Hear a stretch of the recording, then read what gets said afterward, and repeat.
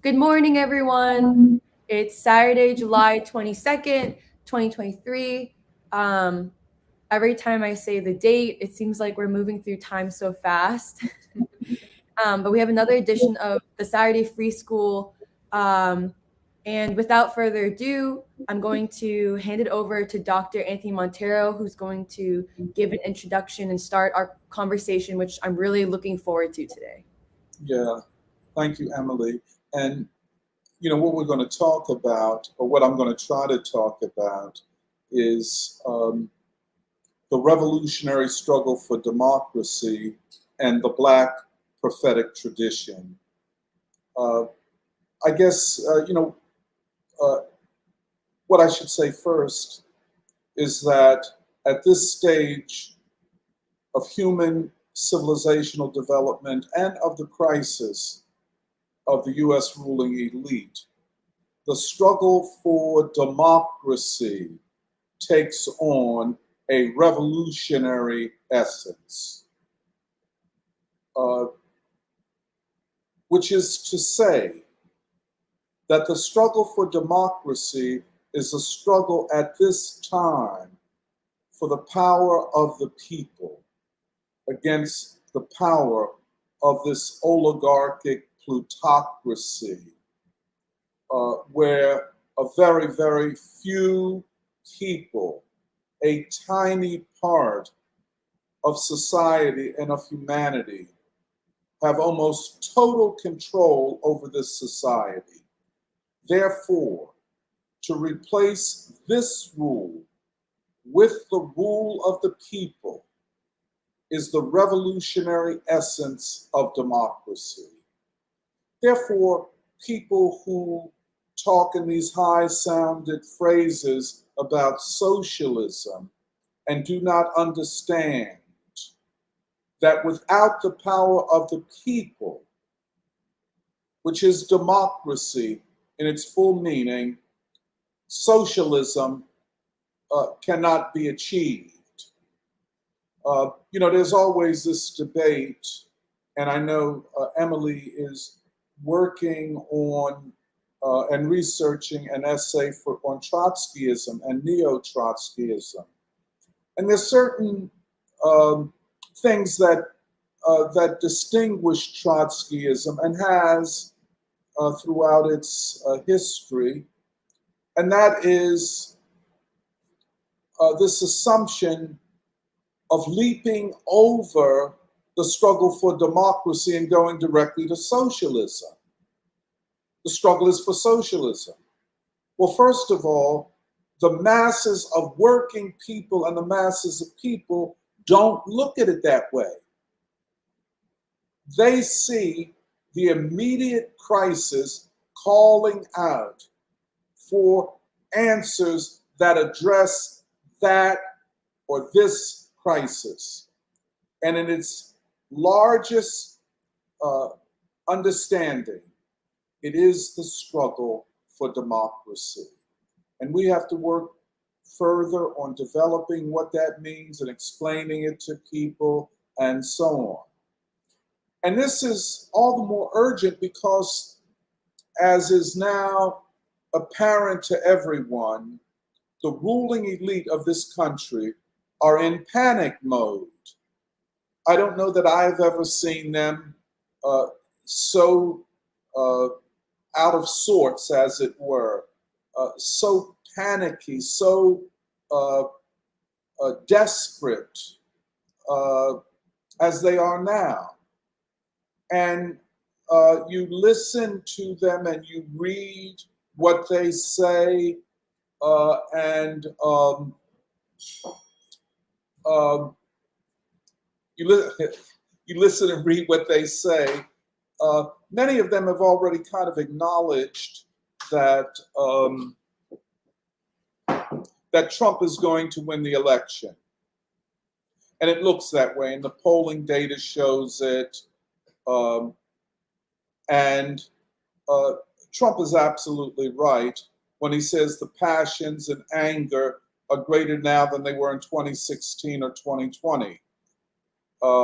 And so the ruling class now understands, or is coming to understand, that they can't rule in the old way, and the people are not willing to accept their rule. And that's what this election is going to be about. And I think even a conservative count would say that something like 150 million of the 330 million Americans are in almost complete and irreversible rejection of the ruling elite. We have never seen anything like this. I think it is fair to say that this is perhaps the greatest political crisis in the history of the United States. And I don't see how people can proceed in any other way except with this understanding. And the crisis is not whether a, quote, fascist movement and a fascist will take power, but whether or not the people in their names can begin the process of assuming power, i.e., creating a new democracy at this time, and thus dislodging the ruling elite from power. This is going to be a difficult and long process, and it will require our understanding and getting closer to an understanding of the way the broad masses of working people, in our case in particular, the Black worker, the Black proletariat, thinks about the world and thinks about going forward. Now, along with this huge political crisis is another crisis, and we talk about this all the time, this rising poverty. And, I think we have to make a distinction between poverty in terms of people who fall below a certain income level, which is poverty, of course, and structural poverty. That is to say, where individuals, families, communities are not only poor, but will never get out of poverty. There are more Americans today whose children will not only not do better than them, but will do worse than them. This is what we call structural poverty. This is the situation that African Americans have lived for almost 20 generations.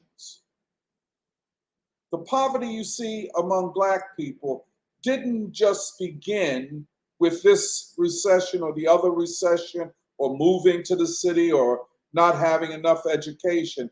The poverty that you see among African Americans is intergenerational, going back to enslavement. The majority of Black folks have known nothing but poverty. Poverty is our normality. Now, this form of poverty is affecting the entire working class, and in particular, large parts, in fact, the majority of white working people. And, when we look at places like Kensington, and we can never stop looking at Kensington, it is not just a geography. It is more than that. It's not, in other words, it's not just a place in Philadelphia. It is a representation of and a crystallization of long-standing social economic processes, which with deindustrialization and automation has begun the process of the destruction of large parts of the most stable working class, and the evisceration of all of their hopes of the American dream and upward mobility. That is why Kensington is so significant. In fact, as a counter narrative to all of the propaganda about Bidenomics and the economy is doing good and unemployment is lower than it's ever been, and we're about ready to enter la la land and all that stuff. No. To know what is going on, you have to understand Kensington. And you have to understand that Kensington represents something qualitatively new in the social history of the United States. One would have readily expected and found it normal if Kensington were 80 or 90% African Americans. You expect it. Intergenerational poverty, lack of opportunity, despair, all of those things that affect the oppressed and the impoverished. You would expect it. We've seen it before. The heroin epidemic, the crack epidemic. We saw how they engulfed large parts of the Black community.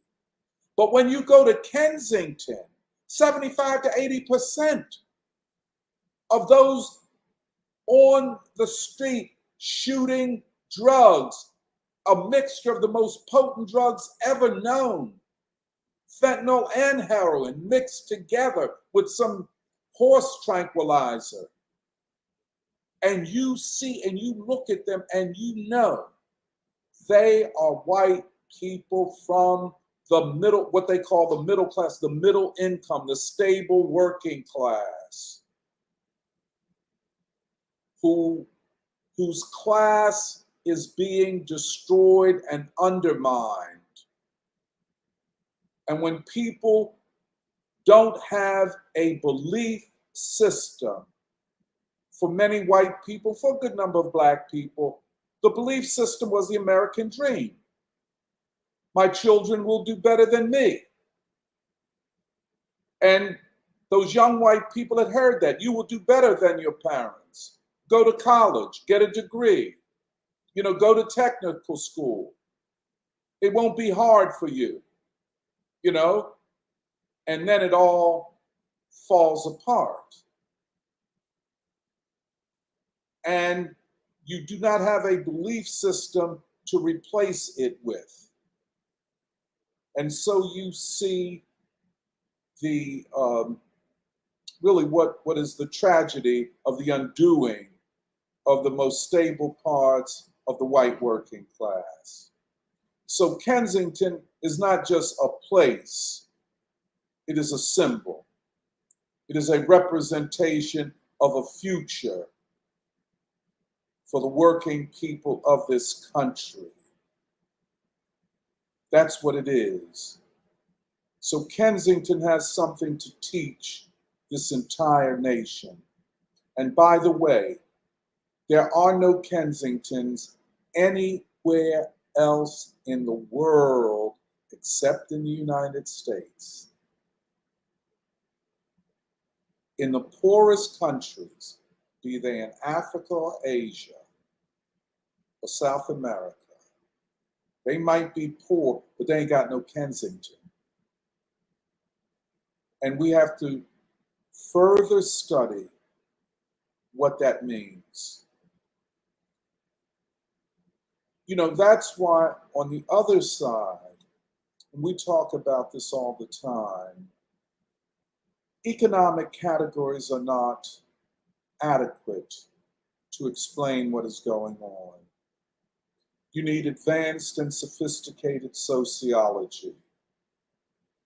We need to find ways to get closer to the poor, to understand better in order to explain a way out of it. So and the revolution in technology, which is coming on top of the deindustrialization. Now, I want to get certain things straight. A lot of people will say, Well, most of the job losses, 80% of them were due to automation and not to deindustrialization, i.e., sending entire industries overseas. Uh, I don't think those arguments are correct, because the deindustrialization begins in the 70s. And this movement of plants and capital to the areas of cheapest labor is kind of a post-World War II phenomenon, but really uh, uh, takes off in the late 70s and 80s, and has continued up until the present. And we see it in Philadelphia. Uh, for example, if I could just give an example, because, one of the things that we've been, as you all know, we've been studying this deindustrialization of Philadelphia. Take the area of Kensington for people who don't know. That was an area of manufacturing industries. If you look at the homes, if you look at the streets where stores were, where people shopped, and all of that's gone down. But people would walk to factories where they lived, walked home, walked to their corner supermarket. There was the barber shop, the beauty parlor. All of that was a part of a manufacturing ecosystem. Communities emerge out of that. Today, you go to the same place where this vibrant working class manufacturing ecosystem existed. Today, all of those factories are shut down, and you see them. All of the factories, all of the stores along Kensington Avenue, for the most part, are boarded up. Abandonment is everywhere, and it is populated by young, in their majority, young white people living on the street and living there because of the easy access to fentanyl and heroin. Living like that and such. Of course, now Kensington as a place is more integrated, more Black people I see these days. But it's still in the majority young white people. And you look at them and you can see that they are not from a poor background. You can just look at their phenotype, their physical structure, especially you look at their legs. They're strong, but their bodies are battered because of drugs. You look at that area. I have, taken people on tours of the garment factories in this area. All are gone. And that was not because of automation. That was because they first moved to the South and then they moved outside of the country to Asia and some to South America for the cheapest labor. Take the shipbuilding industry. We don't build ships here anymore. It's not because of automation. It's because shipbuilding was moved to other countries. And that can be shown across Philadelphia. It can be shown across Michigan and Detroit, Cleveland and Pittsburgh, St. Louis, Birmingham, Alabama, and other centers of industry. The deindustrialization of the auto and steel industry, of the garment industry, of shipbuilding, and of transportation. This occurred before the revolution of robots and AI. This revolution in technology comes on top of that already gutting out of industry. So and a half to 3 generations of that have eventuated in Kensington, in what you see in LA, in what you see in what was some used to be called the most beautiful city in the country, San Francisco, Chicago, etc. And what we have seen, and this goes against government statistics and narratives, that in the last 25 years, wealth has been further concentrated in fewer hands, and poverty has spread throughout the working class. Some data show that over half of the working class lives in or near poverty. I would say even more. Now, out of artificial intelligence and robotics, now you are getting the technology that will attack those who used to do mental and technical labor. The office will never be the same. More people will work from home and digitally. Fewer people will work in hospitals, in universities, in the clerical and other areas, of secretarial work and administrative work. Fewer people will work for city governments. And even the physical labor, like trash collection, will be automated, and robots, will pick up your trash. Some studies suggest that in a decade, 50% of existing jobs will disappear. If you want to understand the anger of working people across this country, this is the foundation of it. There is no future. Our children are being consumed in fentanyl and other drugs. Culture is demeaning and sexualizing and anti-children.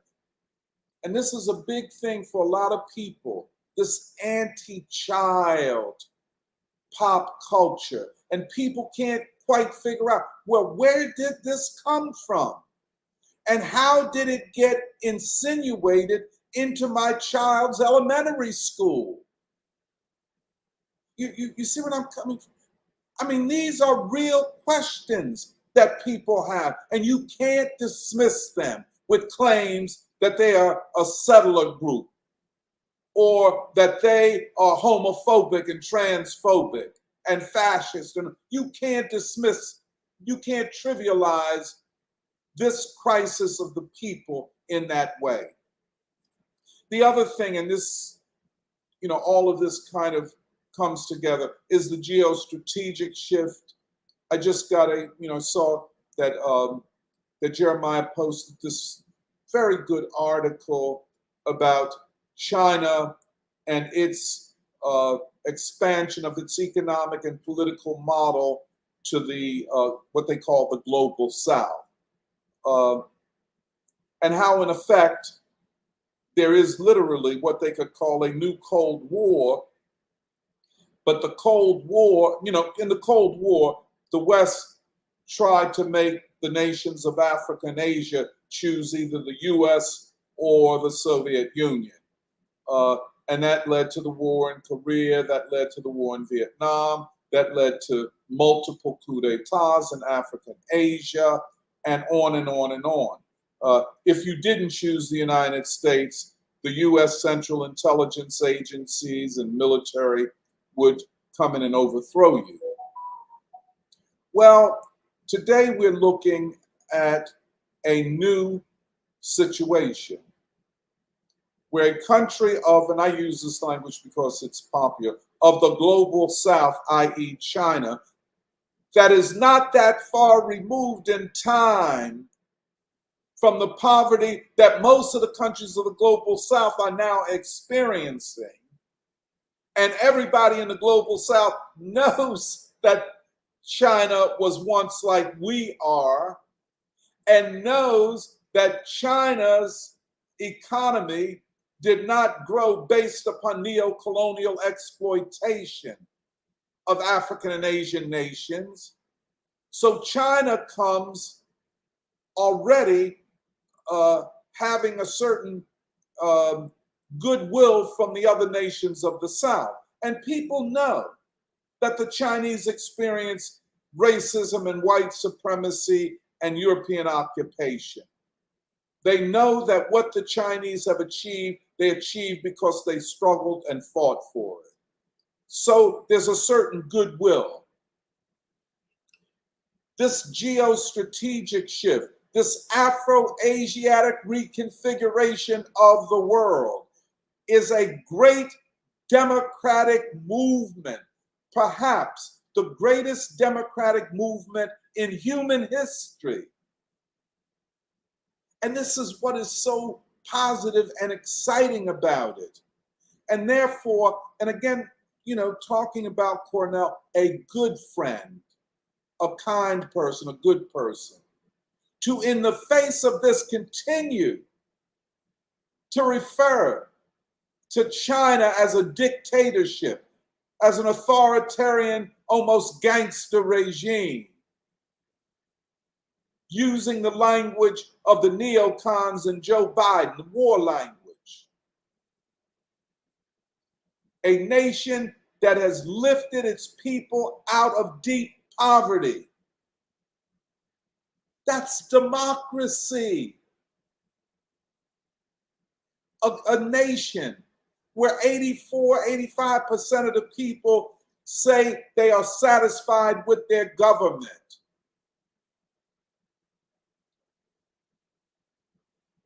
This new moment, of course, has to be celebrated. When you put all of this together, the domestic crisis, the economic crisis of poverty and impoverishment of the majority, almost the entire working class, lives somewhere in poverty or close to it. This is unknown to Americans. Believe me. Sure, Black people, but the entire working class. So it can't be explained as, well, Black people don't want to work, or Black people are lazy, something that blames the victim. You can't, well, maybe you can do it, but it does not resonate with the majority of white working people who are themselves falling into deeper and deeper poverty with no way out. Go to rural Michigan.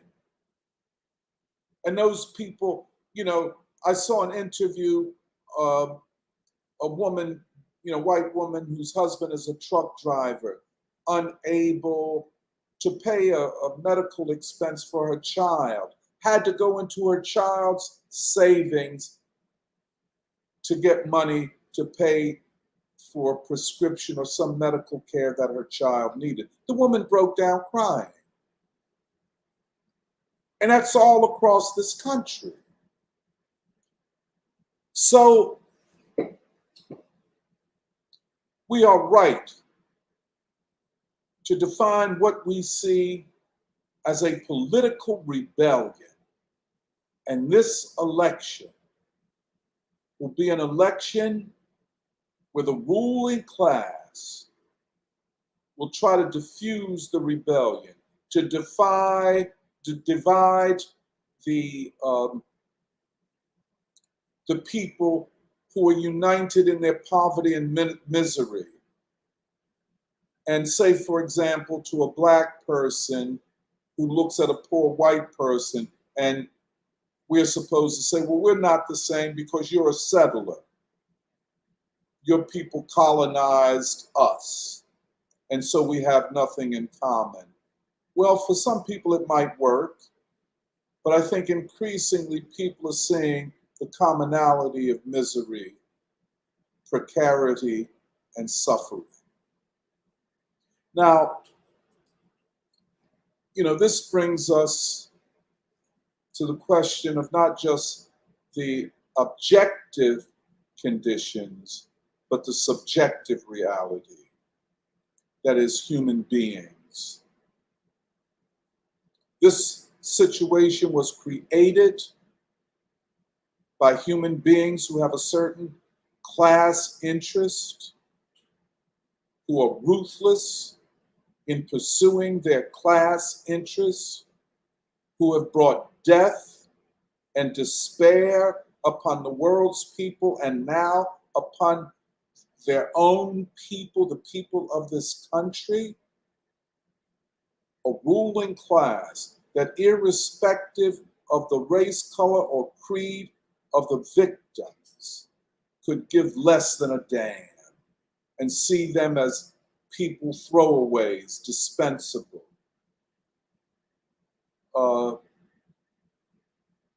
And then have academics and public intellectuals speak of the situation in ways that condemn and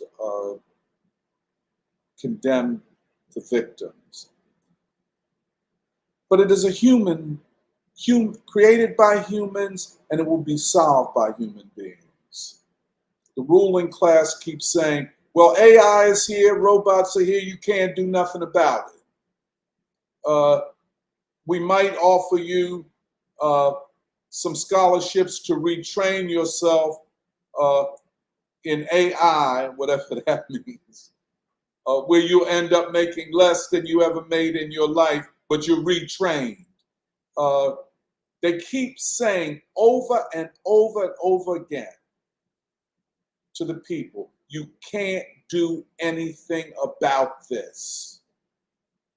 Automation is here. You're going to lose your job. You're going to lose your income, and on and on and on. But at the back of their minds, people know there's something that can be done. And so that is the subjective side of the crisis, the people and how they think. And this is what is very important. The categories through which the masses of people understand and explain the world and how they will change it. Seldom do philosophers or theorists or commentators talk about how the masses of people think and understand the world. Not what elites say, not what Kant or Hegel or Nietzsche or Sartre or any other philosopher theorized back in their time. Sure, the various philosophical explorations of thinking and categories of thinking are very, very important. However, how all of that is filtered through the experiences and minds of the masses of working people is another thing. Hence, the Black Prophetic Tradition. First of all, let me say, white leftists and liberals and so-called pro-Black political forces look upon Black people as a childish, infantile people. We are dismissed. Of course, we're patronized when they need our votes. But as a people, we are dismissed. They take are geniuses to the extent that they can, especially in art and music, and appropriate it and say it is theirs and they're responsible for it. But our people, they don't see us as very much.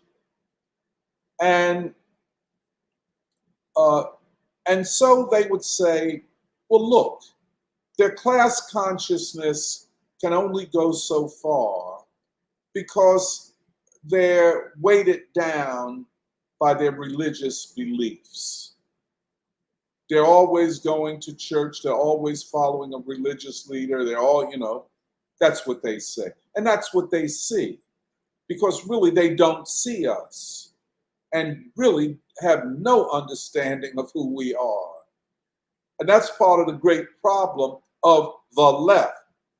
You know, uh, they're good at sloganizing and generalizing and broad phrases and phrase mongering, and they can talk you to death. But when it comes to understanding the people, and certainly understanding Black people, one of the things I've been aware of a long time that most white leftists, they see us as infantile and exotic, and they basically want a Black person or two around to say, see, we got a Black person that says what we're saying, so we're not racist. You know, they never think that a Black person will say, well, that Black person you got is only capitulating to your racism. He sold out or she sold out, so to speak. But they don't see us. And, it was never more clearly stated than by Noam Chomsky, who, when asked about Martin Luther King, said, and I'm quoting him, he said, I can't stand to listen to him talk because all he is doing is appealing to emotions, and he is not making, and he didn't say this, but what he is suggesting, that King is incapable of making reasonable or rational arguments. And so if Noam Chomsky, if he went to a Black church, he couldn't last too long in there because of the way Black people conduct church. He would be forced to run out screaming, be driven crazy, so to speak. He's so turned off to Black people. Or, I listen again to Chris Hedges as another example. And the more I hear him talk, the better I understand that he doesn't know very much about the people, and certainly not about Black people. Now, why is this such a problem? Such a problem because of the historic role of the Black working class in the struggle for democracy. In a real profound sense, one could easily make the case that the civil rights or Black freedom movement of the 50s and 60s was a working class movement for democracy, to deepen and broaden democracy for all working people. As an indication of that fact, hardly ever stated or acknowledged, but as an indicator of that, as the civil rights movement grew, labor organizing grew. But here is the real thing, especially in the South, that area of the country that corporations ran to because it was the most anti-labor organizing part of the country. With the civil rights movement, a spike, a qualitative change in the organizing of labor, and in particular the organizing of labor in the South, where there were hardly any unions to begin with. My question is, why is that never acknowledged by all of you all who claim to be speaking for the working class? But the democratic struggle of Black people, led by Black people, was a revolutionary struggle for democracy of and for the working people of this country. RFK Jr. doesn't get it, Cornell doesn't get it. This is a very important part of the whole thing if we are to understand what is to be done today. And how does the revolutionary struggle for democracy get reignited, get refocused, and how will that happen? Now, that part of the working class, which throughout the history of the United States has behaved more like a proletariat, by which I'm saying a high level of consciousness, of class consciousness,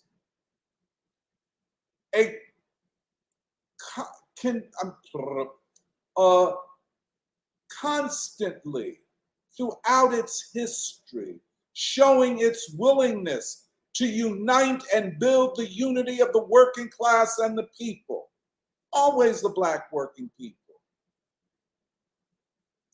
Take Chicago, where Magna is. You look at the history of labor in Chicago and take the meat packing industry. Two of the great labor leaders of the modern post-World War II period come out of meat packing, Charlie Hayes and Addie Wyatt. In Chicago, the movement of Harold Washington, it was not just to elect a Black man, it was a movement of the working class, the most advanced forces, grounded in the Black proletariat. But Black working people, Black people in general, have a narrative rooted in what we call the Black prophetic tradition. Is it an irony, a contradiction to class consciousness and class action, or does it explain it in ways specific and unique to an oppressed people who were formerly enslaved? When they say or suggest in their narratives that we are the people of the book, it's poetic to me. I don't find it at all trivial. I mean, I find it so beautiful. What they are saying, we are the people that the prophets spoke about. We are the people of prophecy that are 400-year sojourn, and in our religious narrative, we use the word sojourn in this country. It is for a reason, and there is an end goal. The Black prophetic tradition is not literal, it is allegorical. An oppressed people can and do speak allegorically and poetically. That explains the great music, the great art, the great poetry. because we are so attuned and so familiar with allegorical, poetic ways of thinking. I want to come back because I want to show you, because that does not complete it, but that's so, you hear it all. One day we'll all be free, that kind of singing, that kind of language, um, the emphasis upon the mother. Marvin Gaye, the first words of what's going on, mother, mother. That is so rooted in us, the mother. It's so important. It reflects the reality, because under slavery we could not marry, and so you knew what your genealogy was, not through the father but through the mother, because rape was legal. A woman could have children by several men, including slave owners and such. And so how was one child to know that she or he was the brother or sibling of another? It was through the mother. And that is why, feminist discourse doesn't fit Black people at all. It's absurd when it comes to us. And so Marvin Gaye, mother, mother. First words, why? Because of the role of the mother, what Du Bois called the African mother idea. But the idea that we are the people that prophets were talking about thousands of years ago, and we can relate our struggle and our condition to what they were talking about. And so when we talk about the children of Israel, the 12 tribes of Moses, and all of that, we see it in relationship to today. When in the Nation of Islam, Elijah Muhammad said that God came to him. Another way of saying prophecy came to him. A prophecy of a future fulfillment if we did certain things. Now, for a Noam Chomsky, it's just gibberish and foolishness and so on and so forth. To tens of millions of proletariat, it is meaningful. It means something. It means there is a future if we unite and stand up. So the Black prophetic tradition is futuristic and activist. It is a prophecy of resistance. And that is where Martin Luther King and Elijah Muhammad and all of this comes together. It's basically the same narrative. And if you know anything, the Nation of Islam philosophy teachings are mainly through the King James Version of the Bible, more than even the Quran. And the use of the imagery of a Christ, a christened one, an angelic one, is so very much a part of our imaginary. And so when you go to a church and if you don't know what you're seeing and hearing, it can be very confusing. But if you know what is going on, one, that most of the people here feel that they are the people that the prophets of old were talking about. Two, that all of this suffering, which has been long and bitter, has not been in vain. And 3, there is a future where we will be free. Bottom line. Now, what we're talking about is the categories, you could even say metaphors, through which an oppressed people explain the world. They are not doing what post-World War II existential philosophers did, which is to announce a dead end. There is no way out. Or Samuel Beckett, waiting for Godot, waiting for God. That is not the Black prophetic tradition. Acting in the framework of prophecy to realize a fulfillment, which is freedom. I can tell you, Black people have never abandoned the category freedom as central to their notion of the world.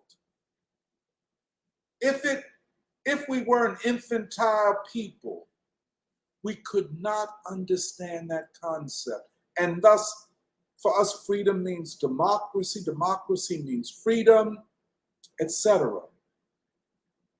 This category, this central category, motivates resistance. Now,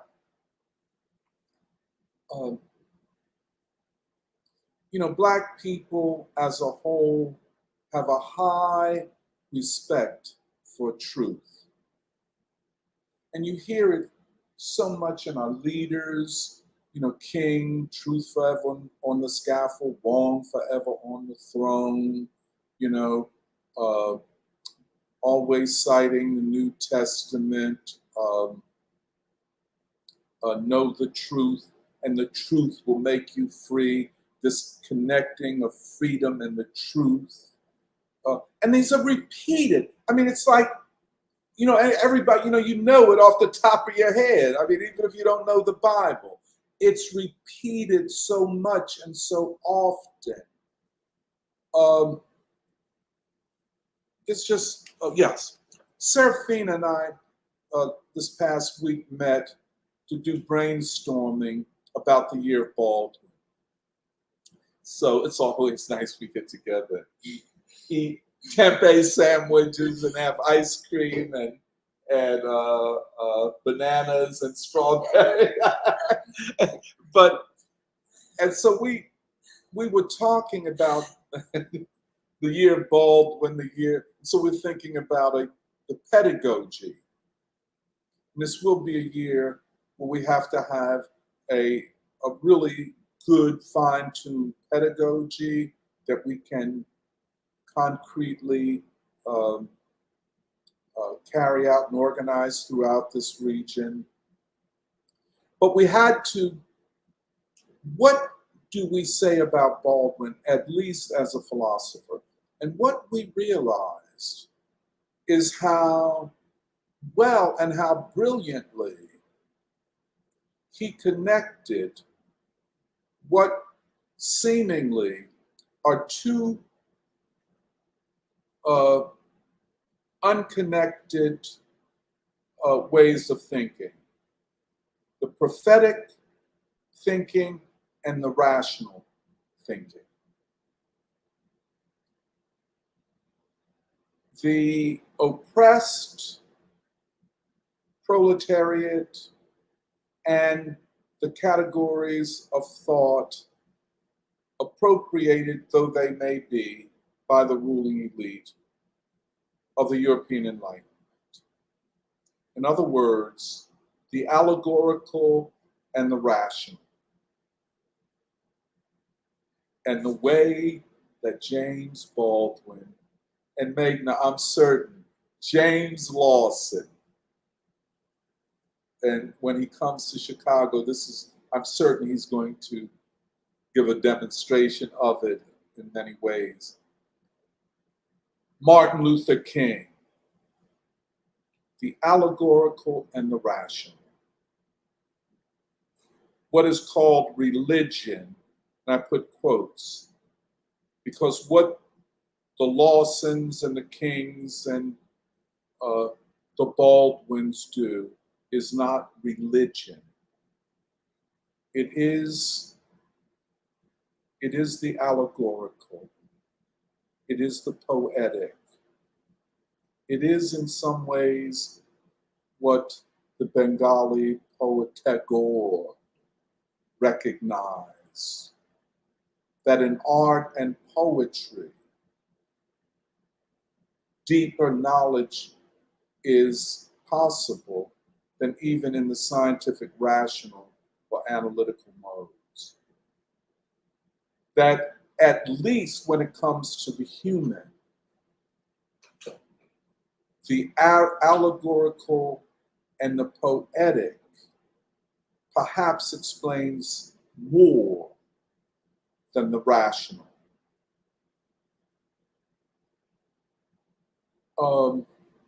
And so it is the Black proletariat and their complex ways of thinking about the world. That, as Du Bois said, and Emily reminded me of this, in the last chapter of The Souls of Black Folk, nothing of beauty has been produced in this country save the sorrow songs, save the poetry of Black folk. And it is true. And I'm not saying that because I'm Black and I'm proud. And I'm Black and proud, you know. But it is so true. And hence, as the American working class under these conditions spirals into greater poverty and precarity and desperation and drug addiction and all mental illness and everything else. The question is, what for humanity is the way out? And thus, for the working class, it is not a group of elites, this or the other, telling them what to do. It is they embracing ways of thought that are organic to them. And that will begin with the Black prophetic tradition. It is accurate. Martin Luther King is the father of New America. The Black prophetic, poetic, allegorical tradition is the framing of the new human being. It really is. It is. It is the way that a new people's democracy will be conceptualized, not through the rational arguments, let us say, of a John Stuart Mill or John Locke or any of that, but through poetry, through prophecy, democracy as in the Black prophetic tradition, as a fulfillment of the human being. And so, as I think about it, and this is me, I know other people say other things. I mean, these days you got a whole army of recently minted Marxist, Leninists, and Trotskyists, and radicals of every sort who uh, will, say what they have to say. No problem with that. But to know the people and to know that central and dynamic part of the proletariat and of the working class, you have to understand its poetry as a way of understanding the way it sees itself, its future, and humanity and democracy. I'll stop there.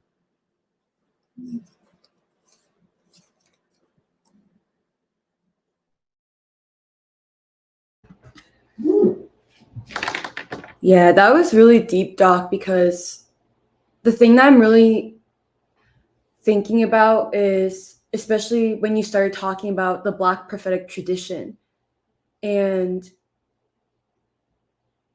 I don't know, there's something about, and of course, like at the end of the day, when we talk about all this, it's the question of the struggle for democracy as like the revolutionary essence for the future. But the reason why I'm just thinking a lot about like what you're saying about the Black prophetic tradition is like there's one thing you said that I feel like is really like blew my mind, where you said the question is whether you think that the Black prophetic tradition is a contradiction, is contradictory to class consciousness, or whether the Black prophetic tradition actually explains class consciousness. And I thought that was so deep because, like, first of all, there's also the question of like what you were saying about how a lot of leftists, or especially when we say leftists, like the whole left, but also especially white leftists, whether you can even see the civil rights movement coming out of Montgomery, the Black proletariat in the South, whether you actually see that as a working class movement, as a movement of the proletariat, which also gets at a central question, which is, do you actually see that the Black working class has acted the most as a proletariat, having a class consciousness? And I think those two things together are really important to understand the moment of today, because what we're really getting at is the importance of knowledge categories. Like, because knowledge, and like that's why we're talking about the Black prophetic tradition, because within the Black prophetic tradition, which is the knowledge and spirit of the Black proletariat, which has acted the most as any proletariat in this country, and thus shows the potential of the proletariat or the people in America, like we're showing that like there's certain knowledge categories, and those are important because those knowledge categories are the difference between how you both understand and can explain the current situation, but then also understand and explain the future. And I really also liked what you were saying, Doc, about like what you and Serafina talked about with the difference between the allegorical, like the Black prophetic tradition, poetry, art, versus the rational. And I think this is the central contradiction of the Black prophetic tradition and then the Enlightenment. The way, for example, Cornel West tries to put together two things that don't fit. And you cannot appropriate the Black prophetic tradition to an Enlightenment.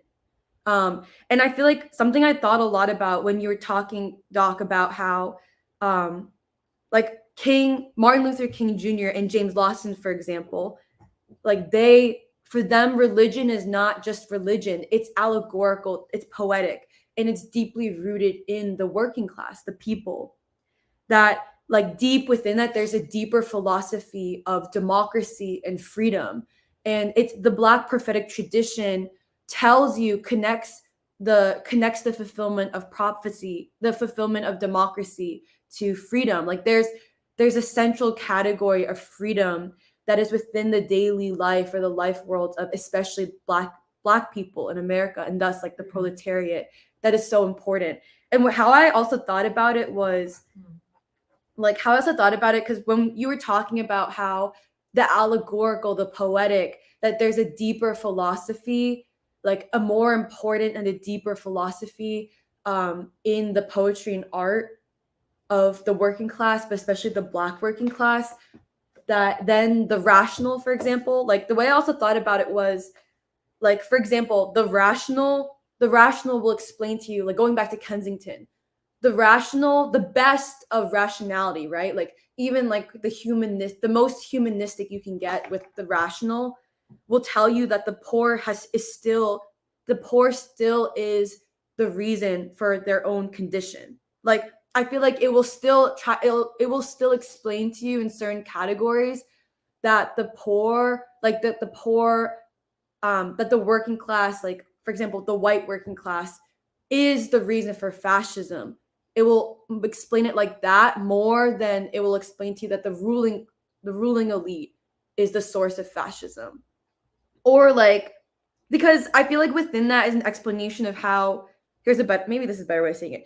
That I feel like the rational will focus more on like the rational will focus more on like the poor or the working class's demise than the working class as being a source of its own freedom, if that makes sense.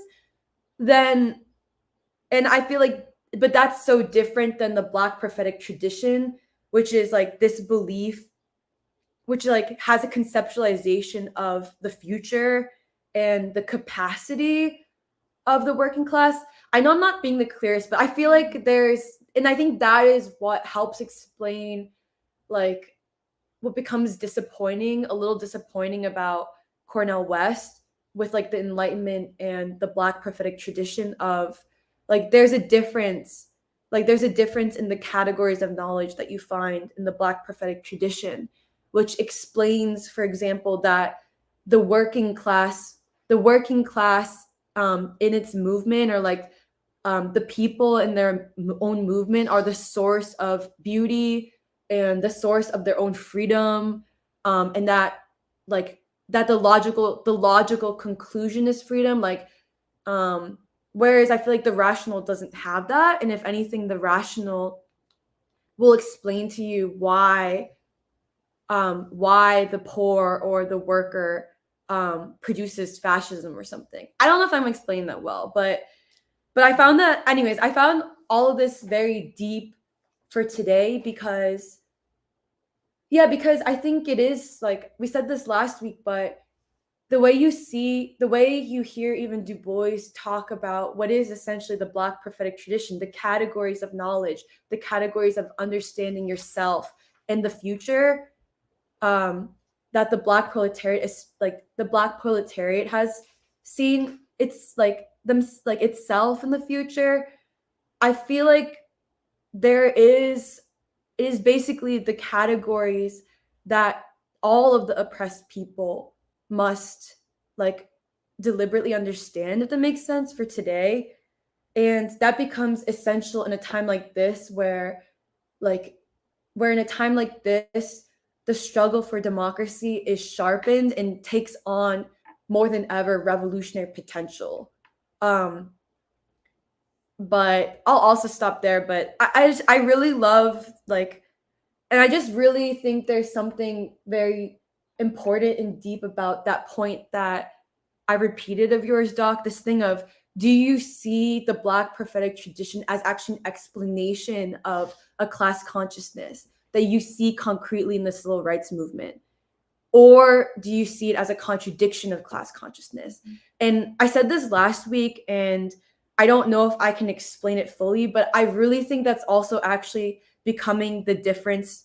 It's becoming the explanation of also why do you see even something like the Trump movement, like even the white people in the Trump movement, do you see the discontented as actually contradictory to the struggle for democracy, or as like the producers, like part of like the struggle for democracy?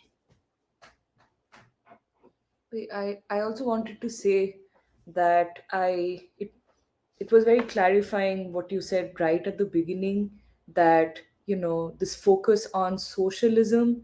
I mean, you can talk Yeah. about a struggle for socialism in this country, and that's what the left is always focused on, right? Even when Cornel West decided to run, it was like, oh, this is a path to socialism in America. But the important thing that for socialism to to for a for a program to build socialism, you first have to have a program to build substantive democracy, which America sadly does not have, even though, the the claim is that, oh, this is a liberal democracy and it's also a gatekeeper for democracies all across the world. But it's not a democracy till the will of, millions of ordinary people finds a voice in how this country, they have to have a say in what this nation is, how it is run, what its foreign policy is, what its domestic policies and so on. So it's not a democracy. And till you achieve conditions where, the people struggle takes center stage, you can't really even be talking about a path to socialism in America. And this is also, I mean, I also, this explains what you and Emily were also saying about how people totally miss the point of the civil rights movement, because, it was a struggle for a new democracy in this country, and in a way to bring together and include all of the Americans to have a voice in what this nation will represent to the world's people, so to speak, and not just for this country. And I think this is why the left is so clueless about what that moment meant, the civil rights movement. And then, by as a corollary, they're also clueless about what this moment meant, when, all these white workers are basically saying that, no, we are not going to accept that this is our lives as American citizens anymore. We're not going to accept it. We'll not accept that our children are being taught these things in school, and we'll not accept that you're basically saying our children have no future, and that we just should just like give up or something. Yeah, I just wanted to add that. Yes, something else I actually think this point about the democratic struggle preceding any kind of struggle for socialism is so important, because all these forces that are struggling for socialism are actually part of the elite ruling class agenda. Because and the true democratic movements that might not speak in the way you think, they're the real revolutionary movements at this time, in the sense of trying to fundamentally change the system, or at least return it to some of its founding principles. And I've just been thinking, since we're having this event with James Lawson in a few weeks, how the nonviolent tradition fits into the Black prophetic tradition, and how it is really a departure from Enlightenment rationality, because it kind of flips rationality on its head to say that it's not the people in power, the people who make history, who have the moral authority, or who, I mean, that's what we're struggling for. It's actually the masses of people who live non-violently every day. They're not obsessed with violence, using violence to control and dominate, but just by virtue of life, which is for love, and which is for, what Lawson calls the gift of humanity. That's actually the end goal of all of this. And I just think it's kind of an on and like it's a little bit counterintuitive coming from the perspective of Enlightenment rationality, because you think in terms of power, who has power over the state, as being, and that's, it's a struggle for the state, but this idea that the power lies and has always lied with the masses of people, and it's them to whom the future belongs, just I mean, because that's the way that God intended it.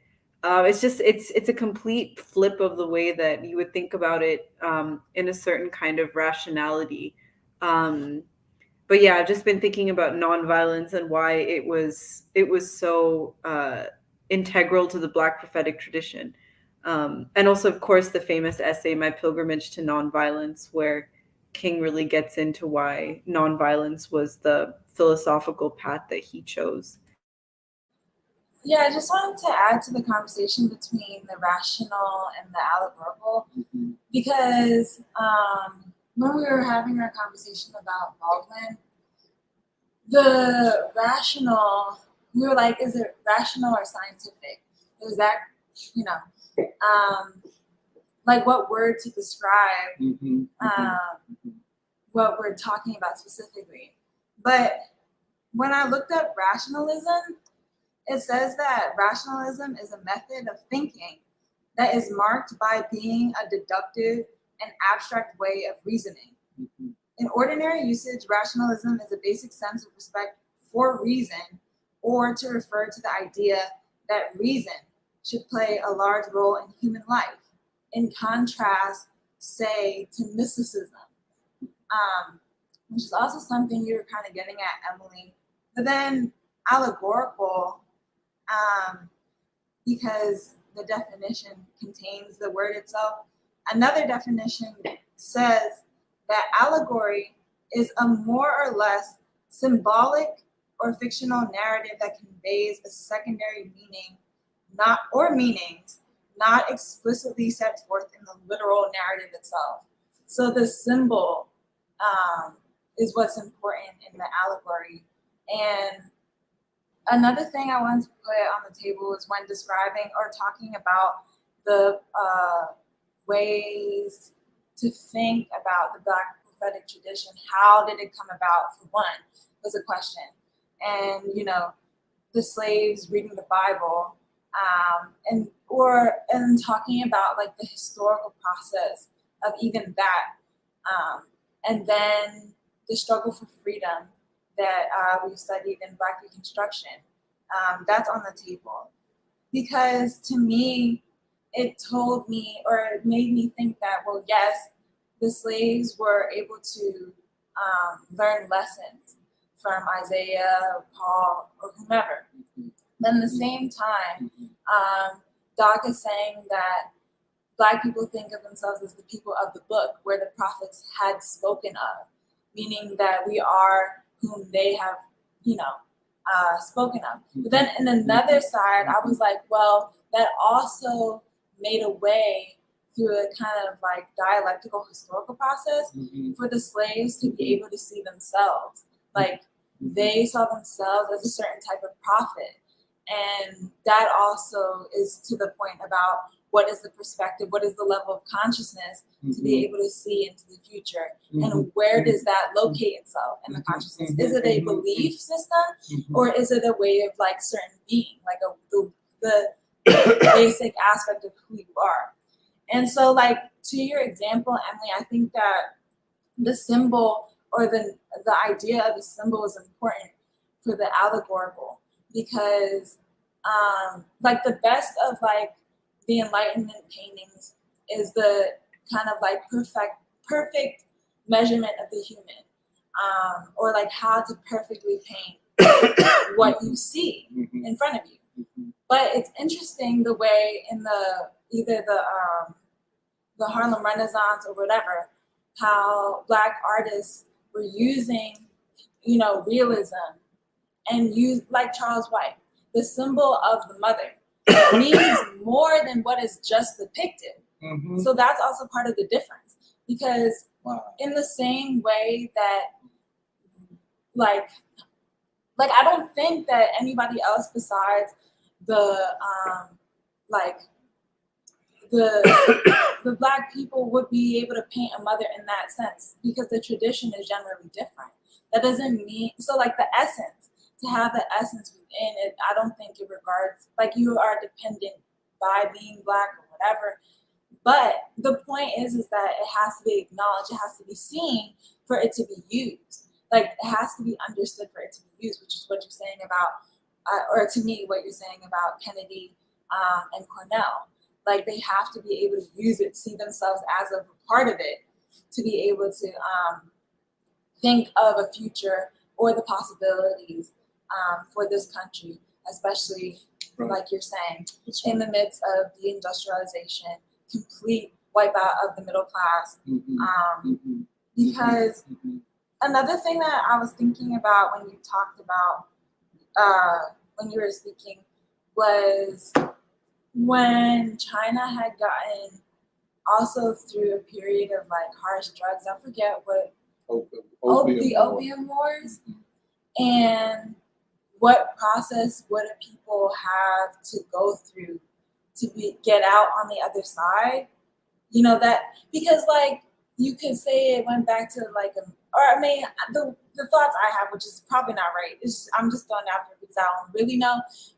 But like the whole Middle Kingdom, or we're supposed to or like there's I don't think it's just that, but I'm just saying there's a certain type of civilizational like way of seeing oneself that could also help the struggle to move beyond or be a country or oneself again. I'm trying to formulate it one more time. I'm trying to because it's like because what you said made me think about the Opium Wars in relation to Kensington and the people who are fentanyl.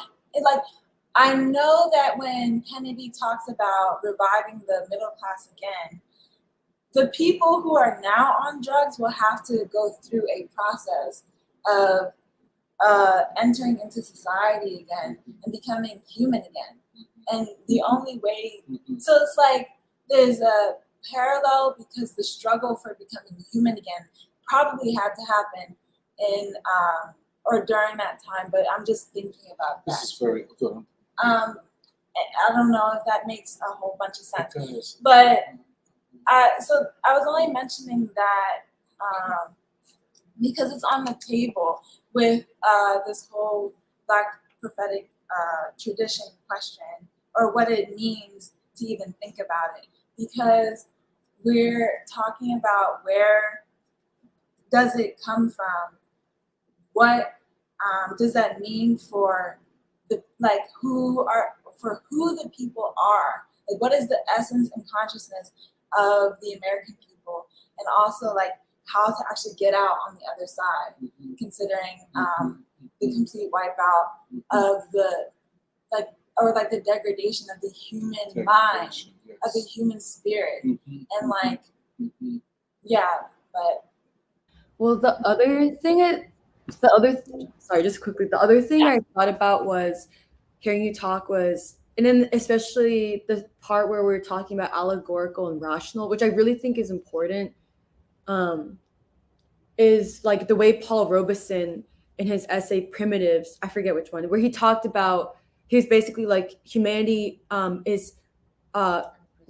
is groping back towards something that the East has maintained, like, which is the feeling. Or I feel like Paul Robeson was getting at something similar about, and that's also why Paul Robeson was like, I'm going back to spirituals to go to the future. Like there's something about that. And actually, like going off your point, Safina, I think the way I thought about it with China would be, because also this is related to when Doc, you were talking about how the US, you only find a Kensington in the US. You do not find it in other countries. No matter how poor they are, you will not have a Kensington, which needs to be studied, because something like Kensington, but also the state of today, is a result of a certain historical processes, and also taking into account the ruling elite, like a certain contradictions, but also a ruling elite that has acted a certain way on certain assumptions and has tried to control and embed in society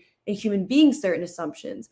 And in China, and remember when we were planning the China conference, like you made this point, Doc, where you're like, in some ways, unfortunately, the US, the state of the US today is not that different than China, is not that different, or like the state of a lot of communities in the US is not that different than China before its revolution. The level of poverty, like drug addiction, no control over your own governance, stuff like that. And but I feel like what you're saying, Safina, about like this thing about allegorical and being able to see yourself.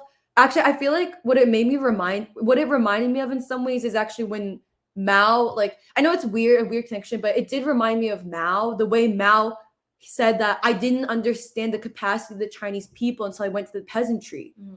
And the Long March made me believe that Chinese people are magic. Like he said that. He was like, I believe that the Chinese people are magic. And in some ways, there is something allegorical about it, where it's like, I believe, like, what is it that he has that famous essay where he's like, when a mountain is placed in front of you, I believe one man with a spoon can carve his way through this mountain. Like, I think the Chinese people are like possessed with magic, and we can make great leaps.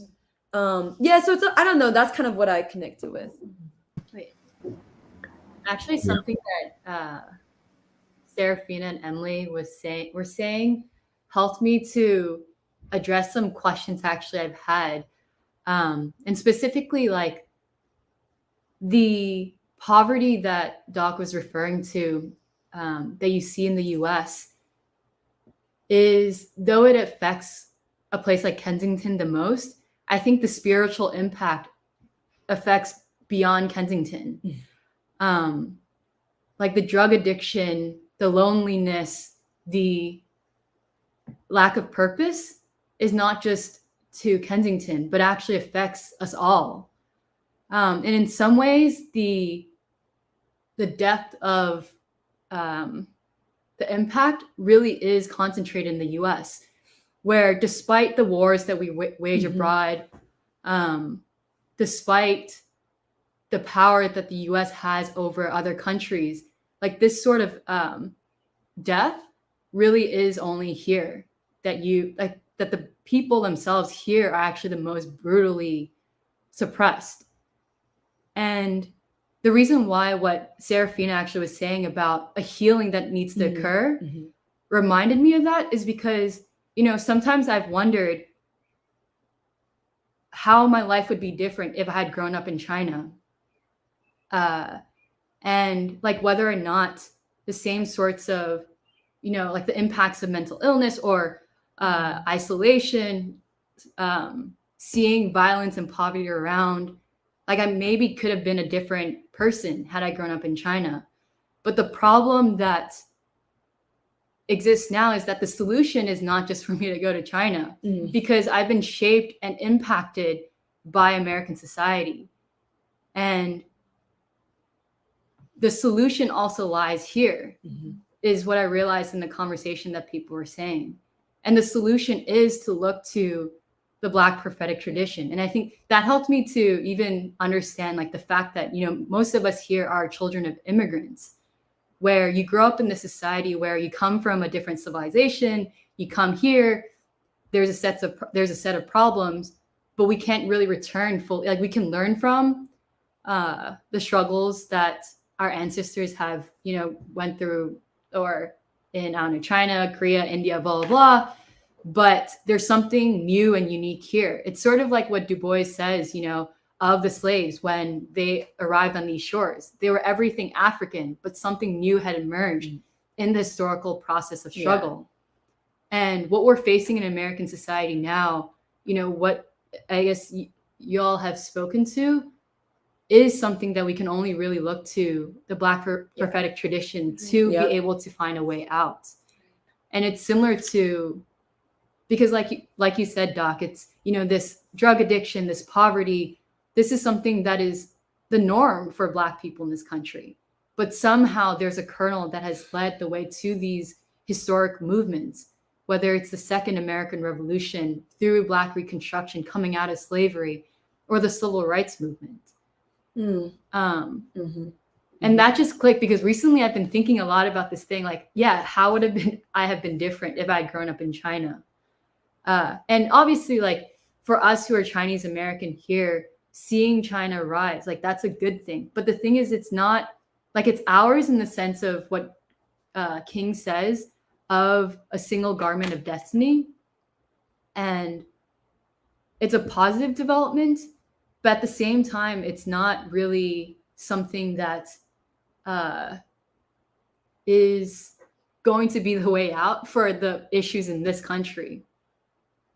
And that's why these new categories are also so important, where, like freedom or the allegorical, like, I don't know if that's something uniquely American and embodied through figures like Du Bois and King, or specifically Baldwin too. Deep. I also when I started hearing all these explanations, I had to run upstairs to get my Robeson Speaks, because y'all had the mind turning. And if I could read something here that I think relates strongly to what we've been talking about, the allegorical and I guess the logical, that explains and expands human possibility. So first, he says, there's a scientific abstract man and then the symbolic concrete man, and he says Now, the man who thinks in concrete symbols has no abstract conception of such words as good, brave, clever. They are represented in his mind by symbolic pictures. For instance, good in a concrete mind is often represented as a picture of a woman with a child. The drawing of this picture would be the way of conveying an idea of goodness to a person of the same mentality. And then relating to scientific thinking, he says, "Now I'm not going to try to belittle the achievements of science. Only a fool would deny that man holds the secrets of those, holds the key position in the world. I am simply going to ask, having found the key, has the Western man, Western bourgeois man, the reason for the distinction is made later, sufficient strength left to turn it in the lock? Or is he going to find that in the search, he has so exhausted his vitality that he will have to call in the cooperation of his more viral inferiors, Western or Eastern, before he can open the door and enter into his heritage? For the cost of developing the mind, the kind of mind by which the discoveries of science were made, has been one which now threatens the discovery of very life." And so, oh man, when I think about, Hey, Eddie, could you read that last sentence? It was not clear. Could you just read it one more time? yes, for the cost of developing the kind of mind by which the discoveries of science were made has been one which now threatens the discoverer's very life. And when I think about, to me, what has made this most real is thinking about people in the Nation of Islam and the way they think allegorically, and how everyone else feels like they're in crisis because there is a crisis. And yet I remember Jeremiah once said, the Nation of Islam thrives in crisis. They, you hang out with one of these guys, they're chill, there's prophecy, and they already have a way out. They're not worried about it. And I think that is something that I guess Robinson said. This kind of thinking is not uniquely to one people, but this power and capacity that has developed here in the United States in Black Americans, that has resulted from the transatlantic slave trade and the experience of slavery, holds a unique power that must be called upon in this circumstance to get us out of the crisis of America. And when I think about how Robeson says, once again, it's not this is a beautiful thing about the darker peoples of the humanity. This helps me give more power to this category of the Black proletariat. Once again, there's something particular about it, but its expressive power and its ability to think about human potential and what's possible is expansive and so much more powerful than, let's say, just the pure reasoning of the concept of the quote unquote proletariat that was developed, let's say, in the Russian Revolution, which is very useful, not to diminish it, but this is more powerful, more expressive, and more necessary to think along these lines of what people are possible and what we can do in this time. Yeah, I just want to add, I think, sorry, this might be a bit of a long comment, just because I have a lot of thoughts with regards to what people are saying. But the first thing that actually stood out to me about this concept of the Black prophetic tradition is also like the particular words of a prophetic tradition, because prophetic is a futuristic thing, but tradition is like something that refers to a past. And so like one way that you can understand it is that it's not contradictory, but it refers to something that has yet to be fulfilled, if that makes sense. But yeah, I really like thinking about, or I really like this conversation we're having, because yeah, it reminds me a lot of when we were reading and discussing Black Reconstruction, because the one thing that Du Bois and also Baldwin and also King all express and did in ways that I don't fully yet understand is to capture how it was that Black people were essentially able to transform Christianity and to revolutionize Christianity. Because yeah, like I feel like because I grew up in a very Christian environment and I know essentially like the immigrant Christian mentality very well. I feel like the way that this is maybe not all people, but many Christian people who are like my family members, for instance, how they interpret, because on a broad level, religion itself functions to give people allegories, morals, lessons, stories, narrative by which to understand and to go through life, right? Like that's the general function of it. But the way that it is most commonly interpreted, I feel, in the contemporary sense is that essentially, like, I get this from like talking with people like my cousin, for instance, that it's like you do that, but it's still just that, oh, like I interpret the world as fallen and I'm just going to like do my own thing because the world is fallen and I can't do anything about it. So I feel that's the very common mentality. But what's so fascinating and so, I don't know, like crazy about this Black prophetic tradition thing is that essentially what it does is Black people, and all of you have been already saying this, but that Black people were able to use the narrative of the Bible to basically, one, to interpret reality as it was unfolding, but also to see new possibilities to act in reality. And specifically the example of like the general strike in Black Reconstruction, where like, yeah, like Du Bois shows how essentially in this moment of profound crisis of the Civil War, basically Black people saw that through the narrative of like the Israelites, you know, um, becoming free from Egypt. And they also saw it like through the literal narrative of the coming of the Lord, like the apocalypse, the second coming of Christ. And that by in seeing that basically like that this is a way through which the people saw themselves as agents of history and not as mere victims or mere objects of history. Because the other thing is that the predominant way in which Christianity had been practiced in America up until that point was that Christianity was used to rationalize and justify slavery itself. Mm-hmm. Because the whole narrative of Christianity is that like there's like lines about like slaves obey your masters, like that kind of thing, which goes back to the Roman world and all that stuff. And so essentially what the slaves were able to do, and I think Baldwin talked about this too, is that you're basically like ripping Christianity away from this essentially like white supremacist usage of it and turning it into something completely different. And yeah, I feel like King and Baldwin also do this very well in terms of both of them use this biblical imagery to describe essentially what was happening in America, but to also envision the possibilities for struggle, the possibilities for change, the possibilities for renewal. And yeah, I think one of the points I'm trying to get at is that this also reminded me of past discussions we've had about what does it mean to strive for a new language amongst the people of the United States. Because part of this is like, yeah, what is the actual narrative through which people understand themselves, their history, their role in history, and their role in the future? Because yeah, like part of this whole Black prophetic tradition, like seeing yourself as people of the book, it is essentially like a common set of shared assumptions, which were counter to what the assumptions were that were being imposed by the ruling class.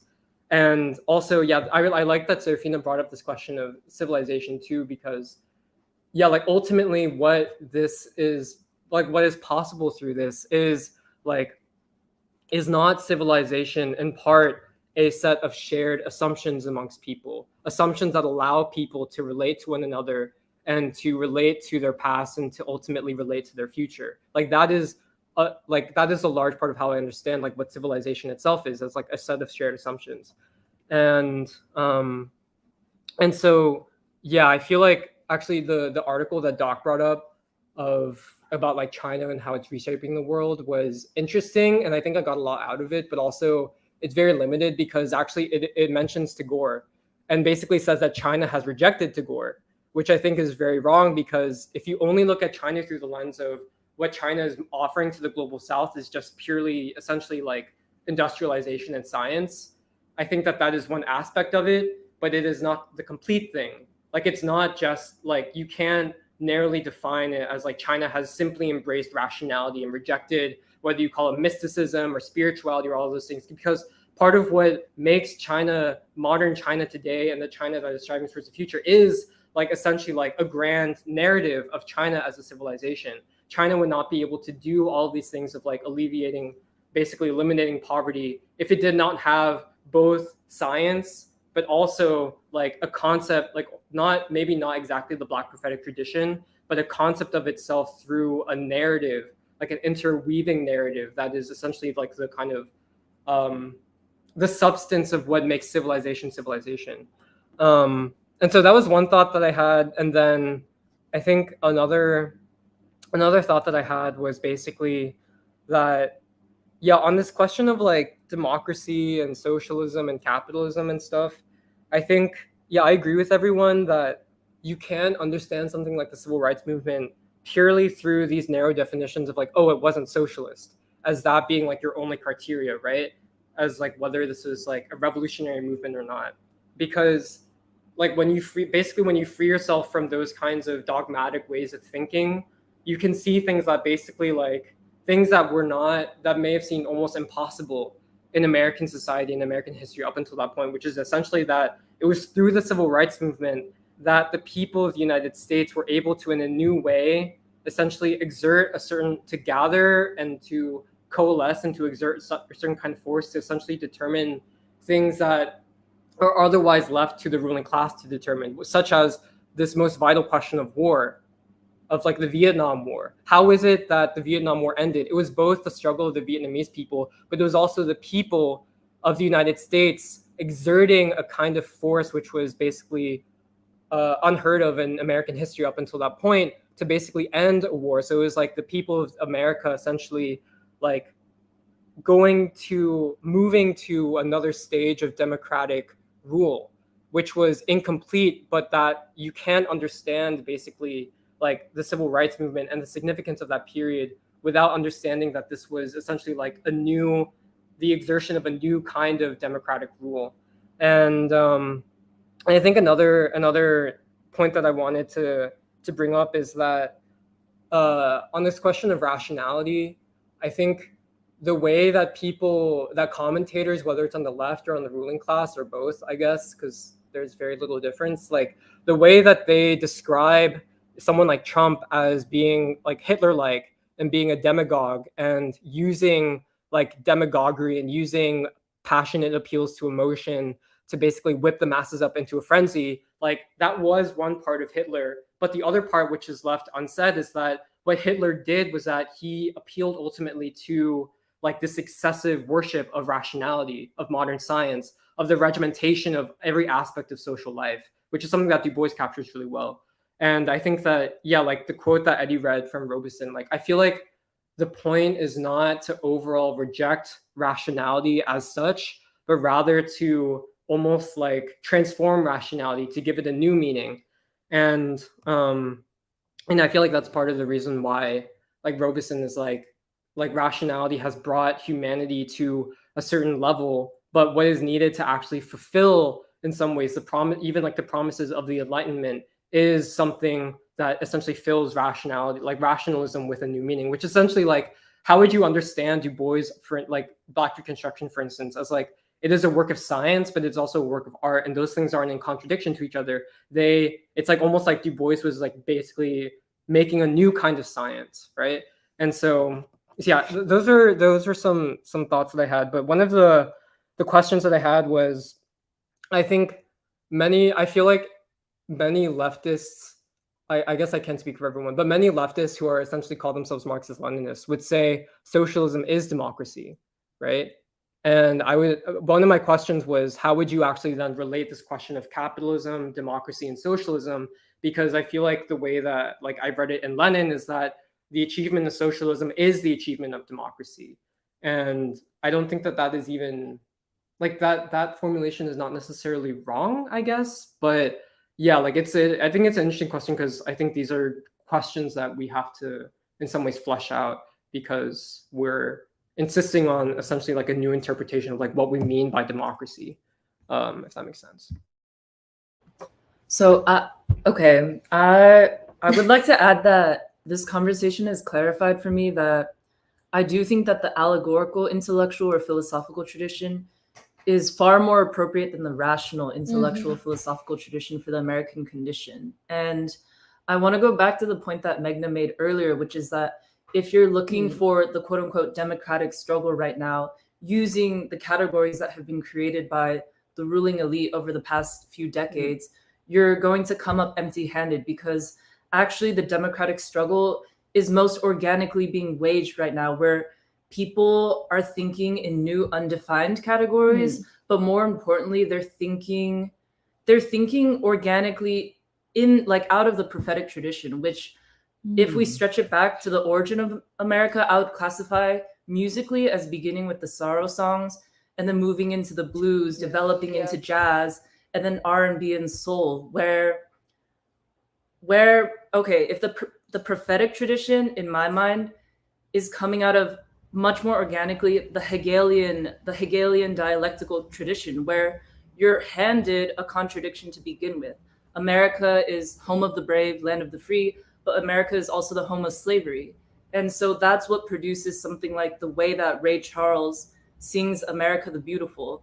And James Baldwin also writes about this, where he says that if you're thinking in the terms of the American ruling elite, which is also thinking through the false construction of white American history that democracy is finished, like America has been, the American project has been fulfilled, it has been achieved, then you end up with the inability to think dialectically, but also to think ironically or to think morally.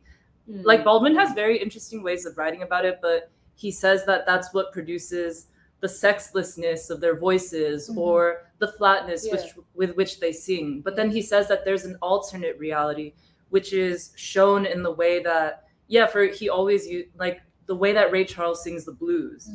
And so, I want to go back to this point that where is the democratic struggle organically arising right now? And it is situated in the prophetic tradition, where because the categories, because like the people thinking and moving and acting out of the tradition are not as fixated on categories that have already been defined, I think there's much more this quality of searching and evaluating that also really has this edge of irony. Like you can't help but be ironic when you assess the American condition, because you know whether it's through your loved ones or through the beauty of the art and the music that there is something great about America, but also at the same time through the poverty, the degradation, the violence, the war, you know that America has so much yet to achieve that fulfillment.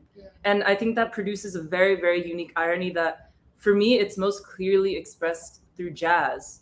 And if you need like a more concrete example, you can contrast American jazz with European jazz, and how there's something already contented or something that has already been defined with European jazz, a certain musical structure, versus American jazz, which is even now very, like at its best, very, very much still searching. So I think the prophetic tradition is also, like, I think the sharpest thinkers right now in terms of understanding where America comes from, where it is, and then where it's going, all imbibe this quality of I'm still searching. Like I'm still searching for my place, and this nation is still searching for a place in the world. And then to go back to the rationalist tradition, where a lot of these thinkers, whether like they picked it up through Trotskyism or I don't know, Marxist Leninism, like I think of it as a very Aristotelian logic, which we were talking a little bit about, where you see the world, you see America as a very flat line, where you saw it move from A to B to C. And I think that's not even close to enough to assessing, first, the truth of American history, but then also the possibilities for where America is moving. Right. But it's really this conversation that clarified that for me just now.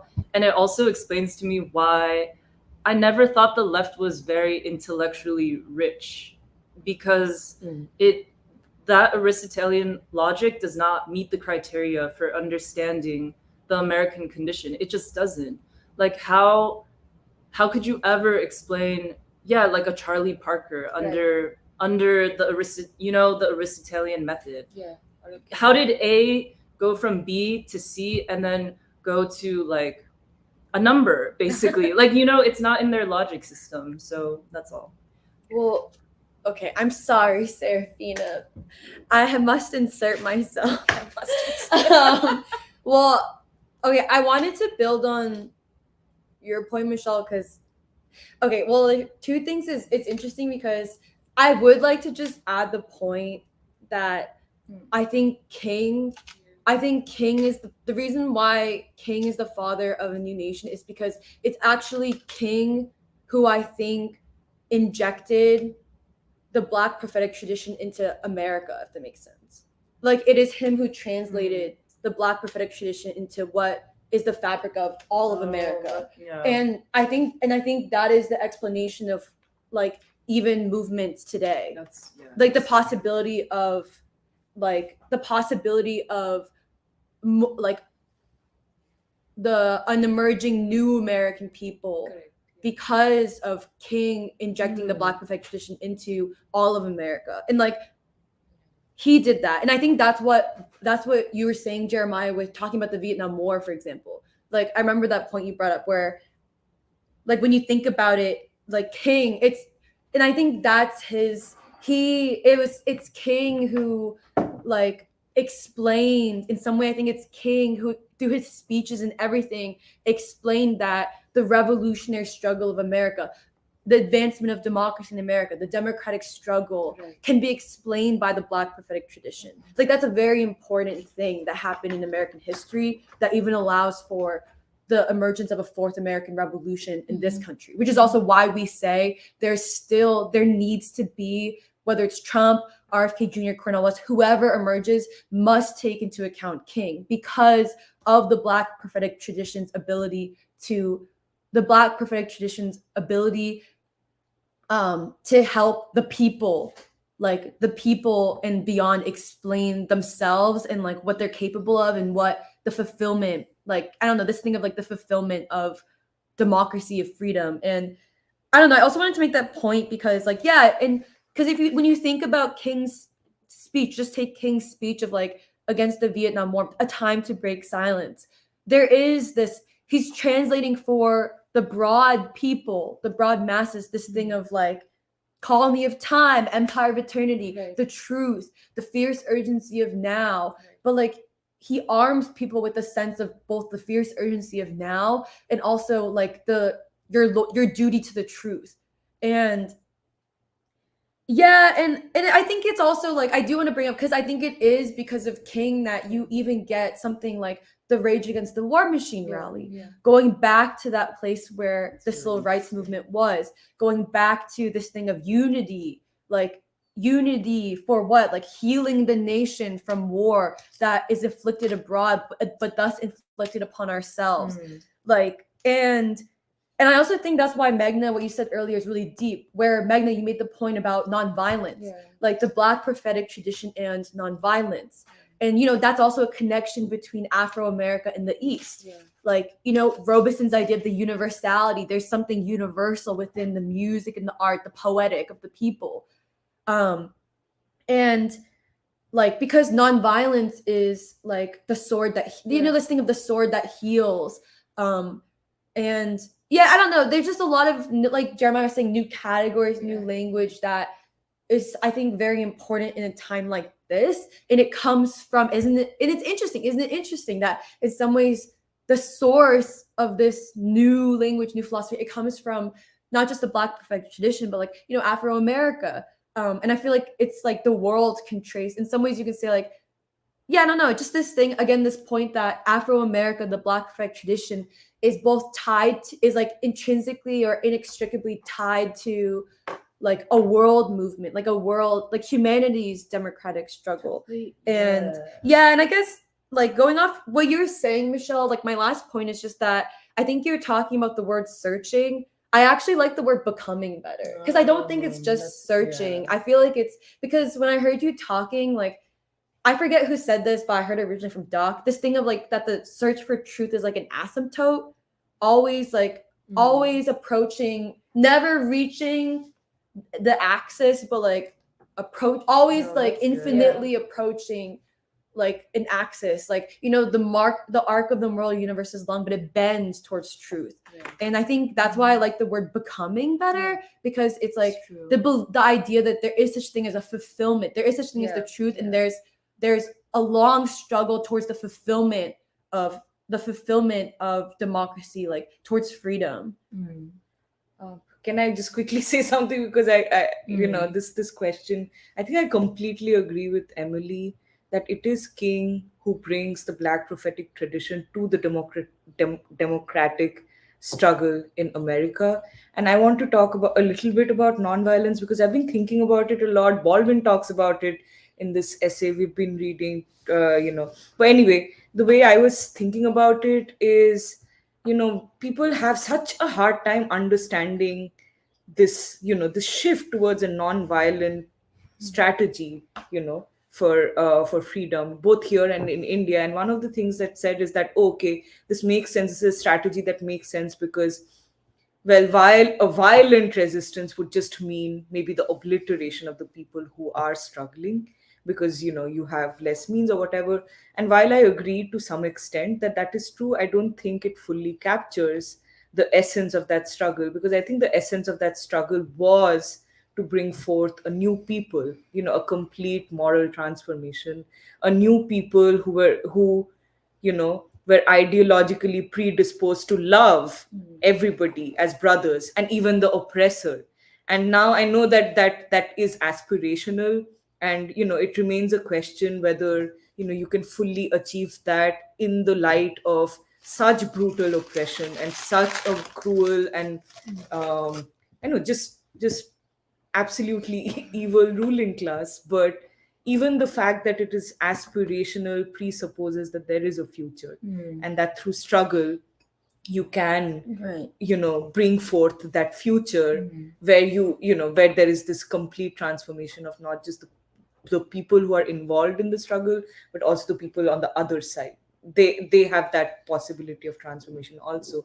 And in this way, I think, you know, the essence of this non-violent struggle was, you know, freedom, because it sets you free and it sets the oppressor free in some way. And this reminds me a lot about when we studied Howard Thurman, because, you know, even the formulation of Jesus Christ as a freedom fighter, and the idea that you could be Jesus Christ if you were, you know, if you were part of the struggle for freedom and democracy in this country. And you know, I also really like that, you know, he had this beautiful formulation where he says love, but, you know, it can also be translated as non-violence, or, you know, love is basically like placing a crown on the head of somebody, and they spend the rest of their lives trying to grow tall enough to wear it. So it has this idea of a future just sort of inbuilt in its philosophy. And I think that's how I see those two in together, you know, the non-violent struggle and the Black prophetic tradition. Because, you know, the Black prophet, like everybody was saying, Jeremiah, so it is about the future, it is about what you become, not what you are right now, and the path towards it. If I may, oh wait, no, Sophie, you're about to go in. Really? Okay. Well, I just wanted to say that this has just been this has been a really, really exciting conversation. And all I really kind of want to do is sort of like add one more piece to this, which I feel like is just reaffirming the notion that the Black prophetic tradition takes, I feel like the very, you know, is such a dynamic and necessary, you know, vision for not only, you know, like it's able to remake things like, you know, American Christianity, like music, like this struggle for democracy. And I just feel like the question that I feel like that's been on my mind, that I've been turning over in my head, is just that is to pretty much take up a piece of like what that question I think Jeremiah alluded to earlier, which is like, what is the relationship, therefore, if we're able to take into account or like see through the lens of the Black prophetic tradition, the relationship between capitalism, socialism and democracy. And I related it back to something that Doc, you had said about even bringing up the American dream, what it meant for all those white people in Kensington, and how there's been no replacement. And so thus they have fallen into drugs and despair. It just made me think of one other component of Black Reconstruction, which Du Bois outlines, the American assumption, the notion that well, I have it pulled up here, that like the American labor movement, the founding spirit of America as a refuge from oppression and freedom for individual development, grew and expanded America, basing itself on the American assumption, but that it found itself hindered by slavery in the South and the degradation of labor, and indirectly by the competition of slave labor and the spread of slave psychology. And at first, and it just is that thing that, and then just a paragraph later, Du Bois sort of says the true significance of slavery in the United States to the whole social development of America lay in the ultimate relation of slaves to democracy. What were to be the limits of democratic control in the United States if all labor, Black as well as white, became free, were given schools and the right to vote? What control or should be set to the power and action of these laborers? So I feel like I'm just thinking this through just because when we had talked about I just think that the way in which not only, of course, white people in this time and age who have been able to believe in a certain vision of America that even goes back to, say, 1776. I'm only saying that because I found myself in the Museum of American Revolution on Friday because I took a day off, and found all these white people very enamored by this story from all over, even the world, but of course visiting Philadelphia, the birthplace of America. And like the very beginning of that, when you go into when you think about that moment, is very enamored, like that possibility that America meant revolution, or that to be an American was to be revolutionary in a sense, to bring together such disparate peoples from all over Europe, but even say both free and enslaved Black folk and then Native Americans into a single struggle. But then by the end, I was left very unsatisfied because I just wanted to think more about the second and third and fourth American Revolution. So there's just something about the dynamism to which like the Black prophetic tradition can even, I feel like, offer a new sense of the American dream. That's basically what I'm trying to say, and I've sort of spread it out over all of what I've been rambling about. But I also just wanted to say it feels as if it's very much the sort of way in which we've been able to formulate almost like a peace industrial economy. I feel like the question of war and peace is very much tied into the ability to redefine freedom, redefine society, redefine America free from imperialism, and just focus on really, really building up, through a new set of values, a new people, and even a new basis of like class, but also, and this is where I think that question of capital and social democracy gets to be either something we just talk about together because I'm not quite sure I can fully resolve it, but I think we also have a sense in which where this can all go, which can be a high bar to which I feel like we from our studies are asking almost like the triad of opposition, like Trump, Cornell, and RFK, to even consider like take it further, take everything you're saying and go very far with it. And but you may not be able to do it unless you have something like the Black Prophetic Tradition, which is very much part of this essence that is not only very near to many of these but also to the American people, and just that completion of that, what will that look like? So well, I wanted to explore this idea that you had brought up of King reformulating the American dream, or opening up the possibility for a new American dream. Mm-hmm.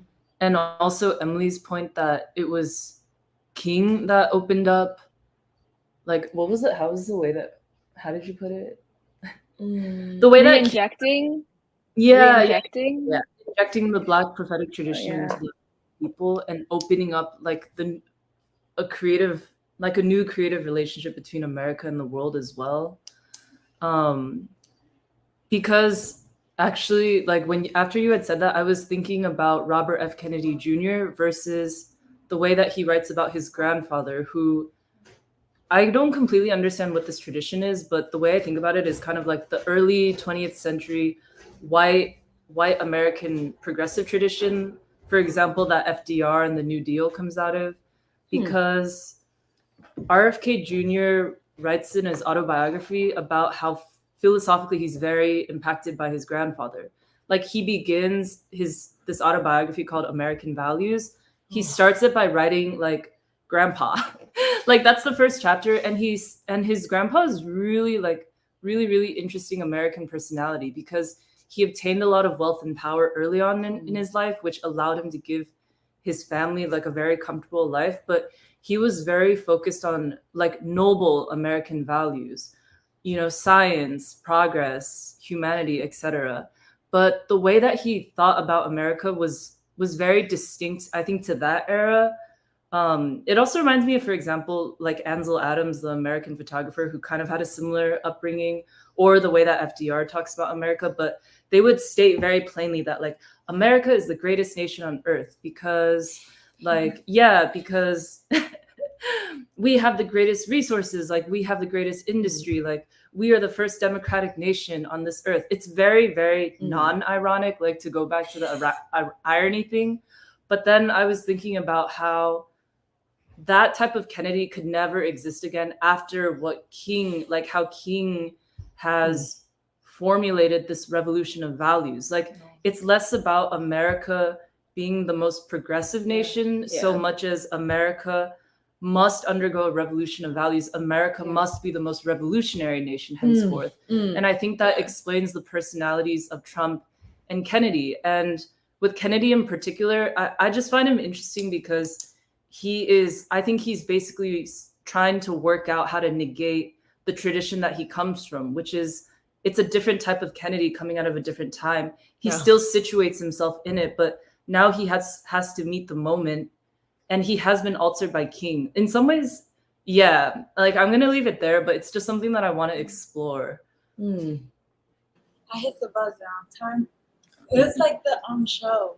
But like, the things that are buzzing in my mind is like, if Paul Robeson was alive today, in a lot of ways he would be more free, and in a lot of ways he would be kind of like not free. He would be free in the mind, because I feel like the level of consciousness that he had, to coming back to Eddie, you bringing up primitives, I was just kind of like reading through it, and I wanted Paul Robeson to be like, well, a new human being has emerged on the American continent, which also thinks about, or has also undergone almost like, even so, like a revolution in rationale, a revolution in science, a revolution in the way of thinking.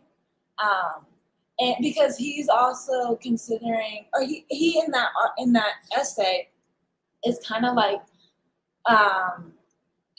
defending a new thought being emerged, and kind of arguing against Western philosophy and rationale, when today we are explaining the new thinking and ideas that have emerged, which is also what Emily, in pointing out that King laid the foundation of the new American people, like its consciousness. What that consciousness bores, like what that consciousness is able to birth, is what we're explaining. And why, like, that's also when, Emily, you said that, me and Doc, you had said the same thing. Like, the reason why Baldwin is able to be who he is because he had come back to the movement. And that, so another thing that I was thinking about was, throughout the week, I've been listening to a lot of Baldwin interviews, and we've been talking about these interviews, and it was interesting. And one of it, he was expressing to, like, it was a okay interview woman. She was, I don't know how this came about, I forget, but I remember Baldwin saying something about the gospel singers, or just like gospel singers in general. It piqued my interest. I was like, that's really interesting how it's coming up in the conversation. And he was like, yeah, like, singers in the church have a special role. And I was like, I was kind of, and I heard the rest of what he had to say, but when he said that, it made me think of almost like two things at the same time, like thinking about like the role that a person plays in society. The way that one would even think of that formulation in of itself has more of a like kind of folkish, more of like a, you know, you're like a from a different civilization, like you're explaining the roles people have in a civilization and how they interact. And I was like, it's interesting because this man from Harlem in the 20th century, almost in the same time where he's speaking to this woman, expresses a feeling or understanding that he has coming from the civilization that he has within him, to say what role does a gospel singer or whatever play and how important it is in the community or whatever. But then what was interesting about it, or the interviews that I've been listening to, people ask him or Baldwin, they ask Baldwin like, so, or questions about being a writer, like just, and then he talks about being an artist, and then he talks about being like Baldwin, but Baldwin not of himself, but Baldwin has many writers. You know, all the writers, actually every writer. And then he talks, and the way that he explains or breaks down the answers to these kinds of like searching questions that either young people have, that interviewers have, is kind of like a display of the of what really not only the artist or Baldwin has, but what one is trying to do because of one's task. And when he's talking about like his stories, his interview, like they're talking about Just Above My Head, and he was saying, yeah, like the characters drive me. Or Baldwin, that's the way that he puts it. The characters drive him to certain conclusions. And yes, maybe some of the positions or realities of the characters themselves derive from a certain place in reality of Baldwin's life. They aren't descriptive, or everything that's coming out of Baldwin isn't descriptive of whom Baldwin is. So it's not as though he is explaining parts of his own self or consciousness. He's explaining characters in a reality, not in a reality, but people. He's explaining people and also working out that becoming of whatever situation the characters are in, whether that be like in Just Above My Head, the father figure who is also an artist who has a kid. So there's like the safety net of having this responsibility of children that the character Arthur might not have. Maybe Arthur lives a more precarious life, the artist that is like always on the edge of society, the troublemaker and things like that.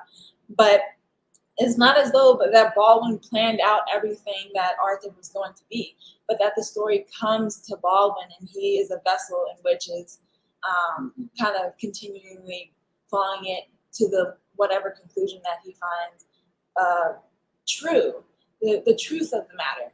And like that whole small portion of what he said made me think about, just his role or the role of like the storyteller or like a griot or whatever in society. And that there is that still, what we're talking about, the Black radical or prophetic tradition and the what that means to the level of consciousness of the people. There is what you're saying, Jeremiah, this callback to this this certain past, this true past that people once came from, but also is this this struggle to become what you're actually supposed to be. And another thing I want to say is like people miss this entire conversation, which makes me so annoyed. Like I don't listen to podcasts a lot. I really don't. And I try to listen to people more so now. And because I'm trying to like stay on figure out what people are trying to say. And like I get tired of just hearing stuff that happens with Hunter Biden and how much weed he does, or like, Yeah, you know, right. like what, I just think that the question that we're working out with this conversation, which is why I appreciate you guys so much. I'm like, this is so fun because it's like when we're talking about like or even last week, the Richard Haas, the whatever he said, the domestic crisis is the whatever. So it's the greatest threat to our national security. Greatest threat to our national security, and then our topic of today, talking about the democratic struggle. It's just like you miss the important conversation when there is, I don't know how you miss it. I just don't know how you miss it. And I just feel like that's a violation, or a certain, like you're saying, Kathy, like the same way that we want Kennedy and Cornel West and Trump to also go for it, like the same responsibility is for the people on the left to actually talk not only about facts, or not only about nations fighting each other, not only about like the fact that our country or our deep state is against the people and we're living in this time where there is no hope, and but actually get to the ideological struggle, like the conflicting and constant philosophical and political matters that have to be clarified for people to better understand their potential today. And I think that it is almost easy, or almost like a cop-out, just to like stay at a certain level of understanding what CNN or what the legislative government just proposes, and try to understand that. But I also know that there's a task in that. I think it's valuable to understand that. But I just think that I don't want to hear people just hear them speak. Like, I don't want to hear them hear themselves speak. I just want to be able to think with somebody and figure out the possibilities more. And that's my like kind of like qualm with the podcast that I listen to, because I don't want to just repeat free school, but it, you know, throughout my week. But I also know that I think philosophical questions are hard to debate because they become so personal. Like, they become something that is almost untouchable. But that also proves to be a violation or a lack of like courage to move the moment. And partly so, that reminds me of like the Nation of Islam too, like to what you're saying also, Eddie, earlier. Like, there's a certain chill, there's a certain calmness, there's a certain steadiness that people move with. It's because there is this courage that is found deeper than just seeing what the problem is out in front. Whether that be the drug problem or the gang problem or the violence problem, everything, you know, out in front is very anxiety. It produces a lot of anxiety. And even to this, being lonely, like people feel lonely because there is no way out. There is no one to confide in. Who do you talk to? And so, like, it is actually important of the ideological struggle to actually open up conversation and talk about the truth and hearts of matters, especially in a moment when there is like, it is easier to not have a dream, or it is easier to tell people that there is nothing to believe in, because I think that's just a cop out. Yeah. Yeah. Go ahead.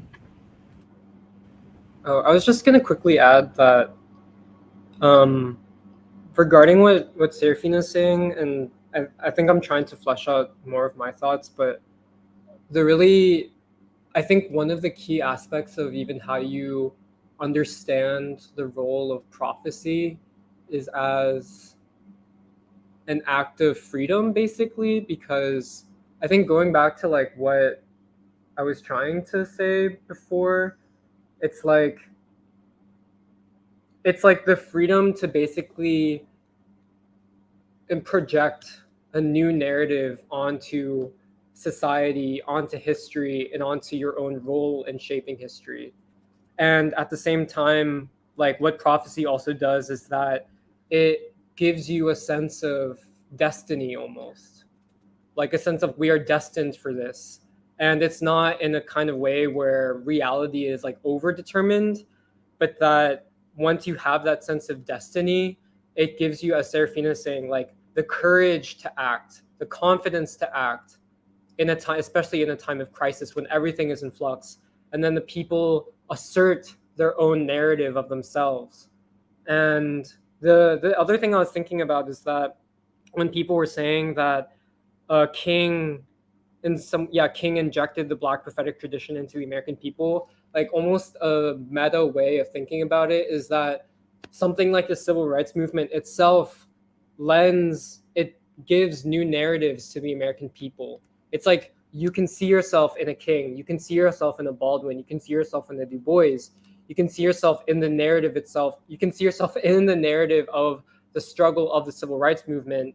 And like in some ways that is partially the question of this time, which is can people in the Trump movement, can people who support RFK, can they see themselves through the narrative of what the civil rights movement was able to achieve? Can they see themselves in that lens through that narrative, and that narrative giving them a sense of confidence, of possibility, of like, oh, we can do this, like we can do something which is either unexpected or which seems impossible almost.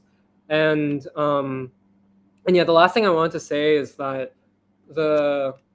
this conversation reminds me of, I think it's Baldwin's critique of Richard Wright's novel, Native Son, in which he basically critiques Wright for like trying to bring in almost like a cold sociological like framing of essentially like the conditions of Black people. And I think in light of like what we've basically talked about, I don't think it's that Baldwin is like opposed to sociology as like a thing, but it's more that he was expressing a dissatisfaction with the inadequacy of like sociology as it was currently manifested. Because the thing that Baldwin brings in is like what Wright has missed is that Black people are not just like a set of like sociological facts, but they are a people with a tradition and of a striving. And you can't have a sociology which disregards that, what might seem like more of a qualitative or subjective thing, but that is that must become an essential element of what is a new sociology. And yeah, like this question of, I feel like what we in the Free School have been talking about for so long, which is like beyond all of these metrics of like measuring an economy, measuring like even an economic crisis, like the key question that we're interested in is almost like this new sociology of how do you assess the capacity of the people in a time of crisis. This is a new kind of formulation, which I think is like what Du Bois gives, but also what Baldwin was trying to move towards, even in terms of how he was critiquing like literature at the time. But yeah, sorry, that was just additional thoughts I had. Yeah, I just really liked what Serafina was saying about, we're going beyond a kind of winning an argument. This is not about rational debate. But it's actually about developing as a person to be able to get closer to the truth. Um, I also think it's important, this thing of, I think we talked about it earlier, but Christianity is not as a religion of the church, but as a religion of the man Jesus, acting as he acted, being as he acted, and being as he did. And that's also where developing and embodying his nonviolent practice. And just this thing of like, before I go out in the world, I look at myself, I go inwards, I transform who I am as a person. I just think it's all, again, it's just really relevant to nonviolence. the development of the human being, of your potential, not asking structures to change for you. In this conversation with Lawson, there was this really brilliant part where this woman asked him a question that was very identity politics. She asked, I think she said, "Oh, Reverend Lawson, like, how do I deal with people not seeing me, as a person? And I just feel really undervalued, and people just don't recognize me." And to the white world, this is, "Oh, I'm so sorry, sweetie. Like, I'm going to recognize you now, and I'm going to give you space to talk." But Lawson cut her off and shut her down. He was like, "I don't like this popular way of talking, because you have the gift of life. It's up to you to grasp it and make your voice heard." And he said, yeah, he was talking about how, it's not about seeing myself reflected on stage. If then I will transform myself into someone who will be on stage. And just how, like, the emphasis in this new American revolution, what we need on our times is for a kind of self-transformation of people to change structures and not the other way around, which is also a problem of the left. And I also think we had talked about this a long time ago, but what's happening in Kensington and what's happening to a lot of masses of white people who never faced this kind of degradation and humiliation and neglect and just, really contempt by the ruling class. But that's also a part of the transformation that's happening, of people's consciousness. There is a kind of rebirth of the American people. The more and more people are suffering, the more and more potential there is to raise something new. I just think it's really important that we're pushing back on this settler thing, because there's actually a rebirth happening that's more in line with our revolutionary traditions. Yeah. I had some thoughts about prophecy, where if you think about basically knowledge of the future, I feel like prophecy is one of the only categories or ways of actually thinking about the future. The only other kind that I can think of is basically like forecasting, which I guess is the more like rational or like scientific view of assessing or guessing or trying to predict the future. But I feel like the thing about forecasting is that inherently, like, all you can do is basically like assess structures or probabilities. And I think this is also related to like law and chance, where I think the concept of prophecy is that a person, I think, basically dreams it up or has a vision. Like, literally, a person, a human being, has a vision of what will come in the future, and then it's up to human beings to basically fulfill that prophecy. And I think that's related to what Jeremiah was saying about destiny, where people have to feel, I think, a sense of passion about the future, to say, like, this is the future, basically belongs to me. Like, I have predicted it, like, I have seen it, and I know that that's something that I'm like striving to achieve. Whereas I feel like forecasting inevitably is about like, oh, well, like the weather pattern, or like because of the data that we have right now, like we're predicting that inflation is going to be like something for the next quarter. And so, yeah, I think also, like, I think basically it shows the inadequacy of pure scientific rationality in trying to determine like the domain of the future.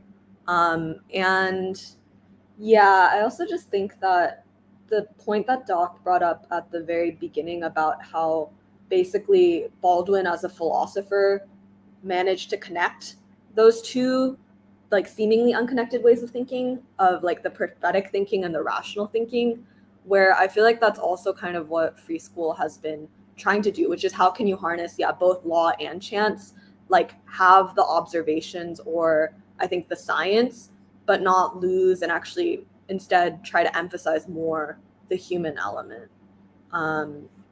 Yeah, but I don't know. I feel like there's a lot. And there are also some comments, which, if it's okay, I'll read now. Okay. Todd, Ryan Wagner, someone called the Urban Educator, Christopher Romero. I'll say good morning. Brother Jerome says, Jesse Jackson once called Minister Farrakhan a frustrated Christian preacher. LOL. And then Hiker Ross says, artist Feaster Gates said, we know how to use the hustle muscle. but we also need to use our imagination muscle. Someone called Adigo Luwum says, "Glad I found this." And then Todd is quoting from, I think, stuff people are saying, where it flips rationality on its head to say that it's not the people in power, I guess, who determine things, but rather the masses of people who live nonviolently every day. And Leat Betra says, to Serafina and Jeremiah's points about civilization, I remember hearing Baldwin in a conversation with Nikki Giovanni call civilization, quote, a sense of life, which is the only thing that civilizes anybody. And then Christopher Romero says, when China was brought up in the conversation, the thought that comes to my mind is how the new world is still trying to find its place in the world, and it only has really two options going forward. The first option is to pretend not to inhabit the same world with other civilizations. And the second is to embrace its place with the Afro-Asiatic reconstitution. Recognizing that only utilizing Western civilization in history by like Rome and like Greece and stuff like that, that will only hinder our development going forward. Just my 2 cents. And so I feel like that's kind of a reconciliation between like Enlightenment philosophy, but then like what Eddie was talking about with Paul Robeson and the spirituality of the East. And then Jake says, hey everyone, good to see everyone. It isn't categories that will save us. Forcing people into a box and not understanding where they're coming from kills people's spirit. It's about freeing ourselves from ideas that stop us from doing the best we can do morally, spiritually, ideologically, politically, culturally, etc. Everyone stays safe. And I think we've been talking about categories as basically a philosophical category of knowledge and not the sterile categories that people try to like box people into. Which is why I think I think it's important, to like distinguish philosophical categories of knowledge, and especially like new emerging categories that I feel like we are trying to uncover and to say are basically, I think, like the distinctive forces that matter most in this political moment. And then Christopher Romero is adding from his old point, also to add, I wonder if this idea of the new world forming into, quote, new nations is just the entirety of the Americas continuing to develop without the hindrance of imperialism. We are, in a way, in our infancy in comparison to the old world that has more ancient history to draw upon. And then BK said, our indigenous ancestors effectively prophesized via the science of divination. Modern science has yet to construct hardware to validate this ancient science.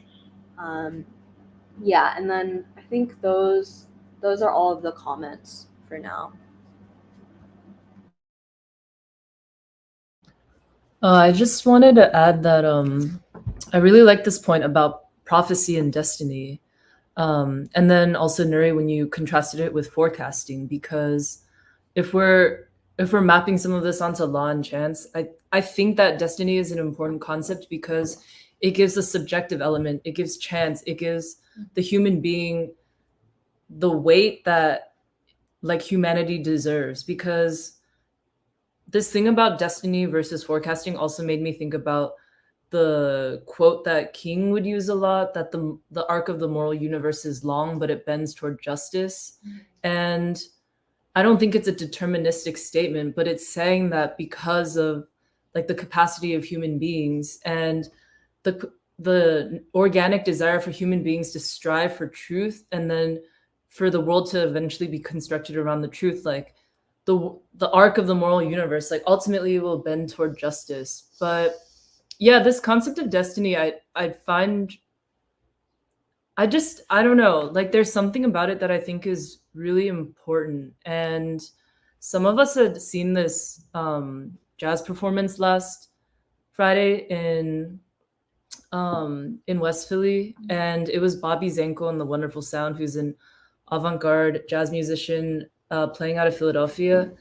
And the music that they were playing was actually all constructed around the idea of destiny. It was music from a new album that he's releasing, and it's called A Change of Destiny. And I think it's specifically very much about the American condition, because he's saying that something brought us to this point, and there's so much tragedy and degradation that has brought us to this point, but there is nowhere to go but far into the future where we're destined to go, which is a place of freedom, like a place of love and dignity. Whoa. And I just found it so fascinating that first the album is formulated as a change of destiny, but then I think the album maybe has 5 songs, and the song in the middle itself is called Destiny. And philosophically, I know that we talked about this a little bit, but philosophically, he's also linking the American blues to Eastern Buddhism. So there is something also about the old world and the new world that I'm trying to put together in my head.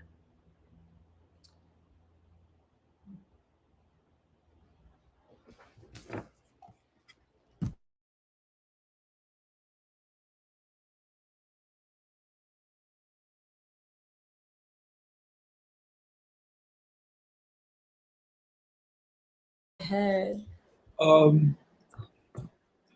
I know we have to get ready to go to New York. I knew it. I knew it. It's going to be a long day. Could I just say one thing? Just one word I would add in there is the concept of fulfillment. And the other one is a people's imaginary. And I think when we talk about civilization, and I think this is this is why it's so rich to talk like this. A new people and a new civilization will arise. And that's why the United States is so much at the very core of what is going on in the world. The American people, even the poorest, most destitute, even the people in Kensington, even the homeless, are part of a great movement of humanity forward. And Meghna, this is why I so agree with James Lawson. We are not victims. We are agents of a new humanity. And all of these questions that turn everything back towards the individual and away from the people. And in a lot of ways, the elitism, which thinks that those who think through rational categories are superior to those who think in other ways. Thought is complex. Thought is many undiscoverables. We do not yet know the full potential of thought. But thought, and we will know it as the people enter into a new stage of struggle. But to think that all we need is the rational philosophers of the past and science, if that's all we need, we're literally saying we don't need the people. Because if we need the people, we have to understand the categories through which people think.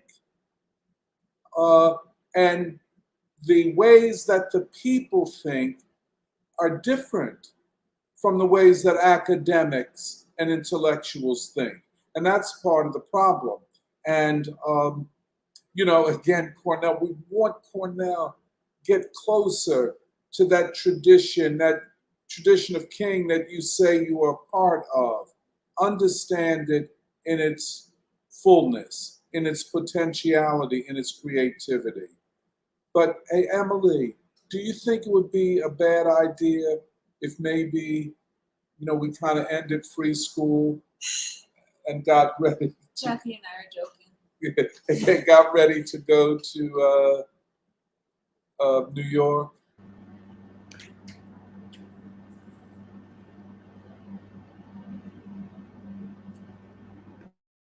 Wait, just before we end though, can I read one last comment? Because it's a pretty lovely comment, and I feel like it'll give us a lot of food for thought. Okay, so Leah Petra has one last comment, and he says, they say, there's a way that Du Bois writes that makes me wonder whether history itself is prophecy. In Darkwater, after tracing his genealogy, he has this wonderful line, quote, "So with some circumstance, having finally gotten myself born, I come to the days of my childhood," end quote. it's hard not to feel like the infinitely specific circumstances that brought us all individually here to this historical moment is a kind of destiny itself. And the role of prophecy in empowering us to define the future is us fulfilling/redeeming that destiny. Yeah. On Instagram with the physics or like some PhD, the doctorate lecture. Oh, okay. I showed you. Oh, wow. Well, another thing I wanted to add just before we go is because I really appreciate this conversation that we had. Like I really think we're doing something important. And I just wanted to thank everybody for being a part of it This is very and like important. contributing to it. Even if it was just like a short 3 hours or whatever, it was significant to me because I guess 3 hours isn't supposed to be short, but it feels short nowadays. But I just feel like we're on a certain road and Yeah, you're right, Sarah. We're on a certain trajectory. and like in figuring out what we're gonna do for the year of Baldwin and concretizing our ideas or making them like putting words to our feelings and what we think about is like really definitely important because we're specifying, we're like slowly chipping away at specifying, we're saying something almost profound and specific, which the people like of Philly and everything that we'll do, like it'll be a lot, it'll mean a lot, it'll just mean a lot. And I don't know, I was just thinking that this conversation was important. So, I don't like listening to myself. I thought something similar, Serafina, where, and then we can end. But yeah, actually, I really appreciated you reading out the last comment there because the first thing it made me think about, which in some ways it's I feel like what I'm about to say is a different expression of what you said, Serafina, but it made me think about how this conversation we had today at Free School, and in particular about the Black Prophetic Tradition, is also making the case of why AI is so dumb or like why AI is so limited, unintelligent, because this kind of conversation and that comment that I don't know your like actual name, but your comment is exactly what AI cannot do. Like, isn't that interesting? It's like the Black prophetic tradition, this conversation of the future destiny that cannot be produced by something like AI. And like what you were saying, Serafina, it's also the year of Baldwin, and I feel like the point at which Free School's talking is also like an unequivocal assertion of humanity.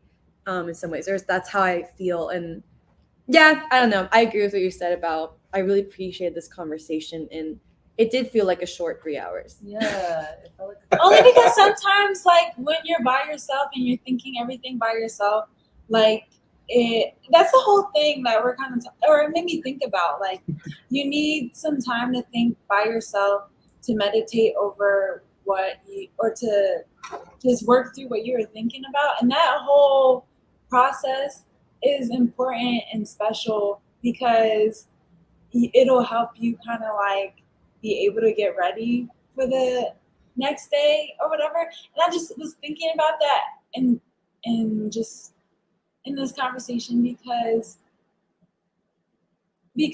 of the question, or like maybe it's the question of potentiality, maybe it's already what you said, like you're human. I know I'm sounding stupid, but let me sound stupid just for a second. Because when you think about thought, right? Like when you're just thinking about it, thought, and you think about how the process. Okay, now I do sound stupid. Thanks. No, you don't. But Actually, it happens out. That's what Tom is doing, thinking about thought. Oh wow. I'm sorry, I didn't mean to interrupt. But like there's just like the meditative aspect of it is that kernel or a part of that kernel that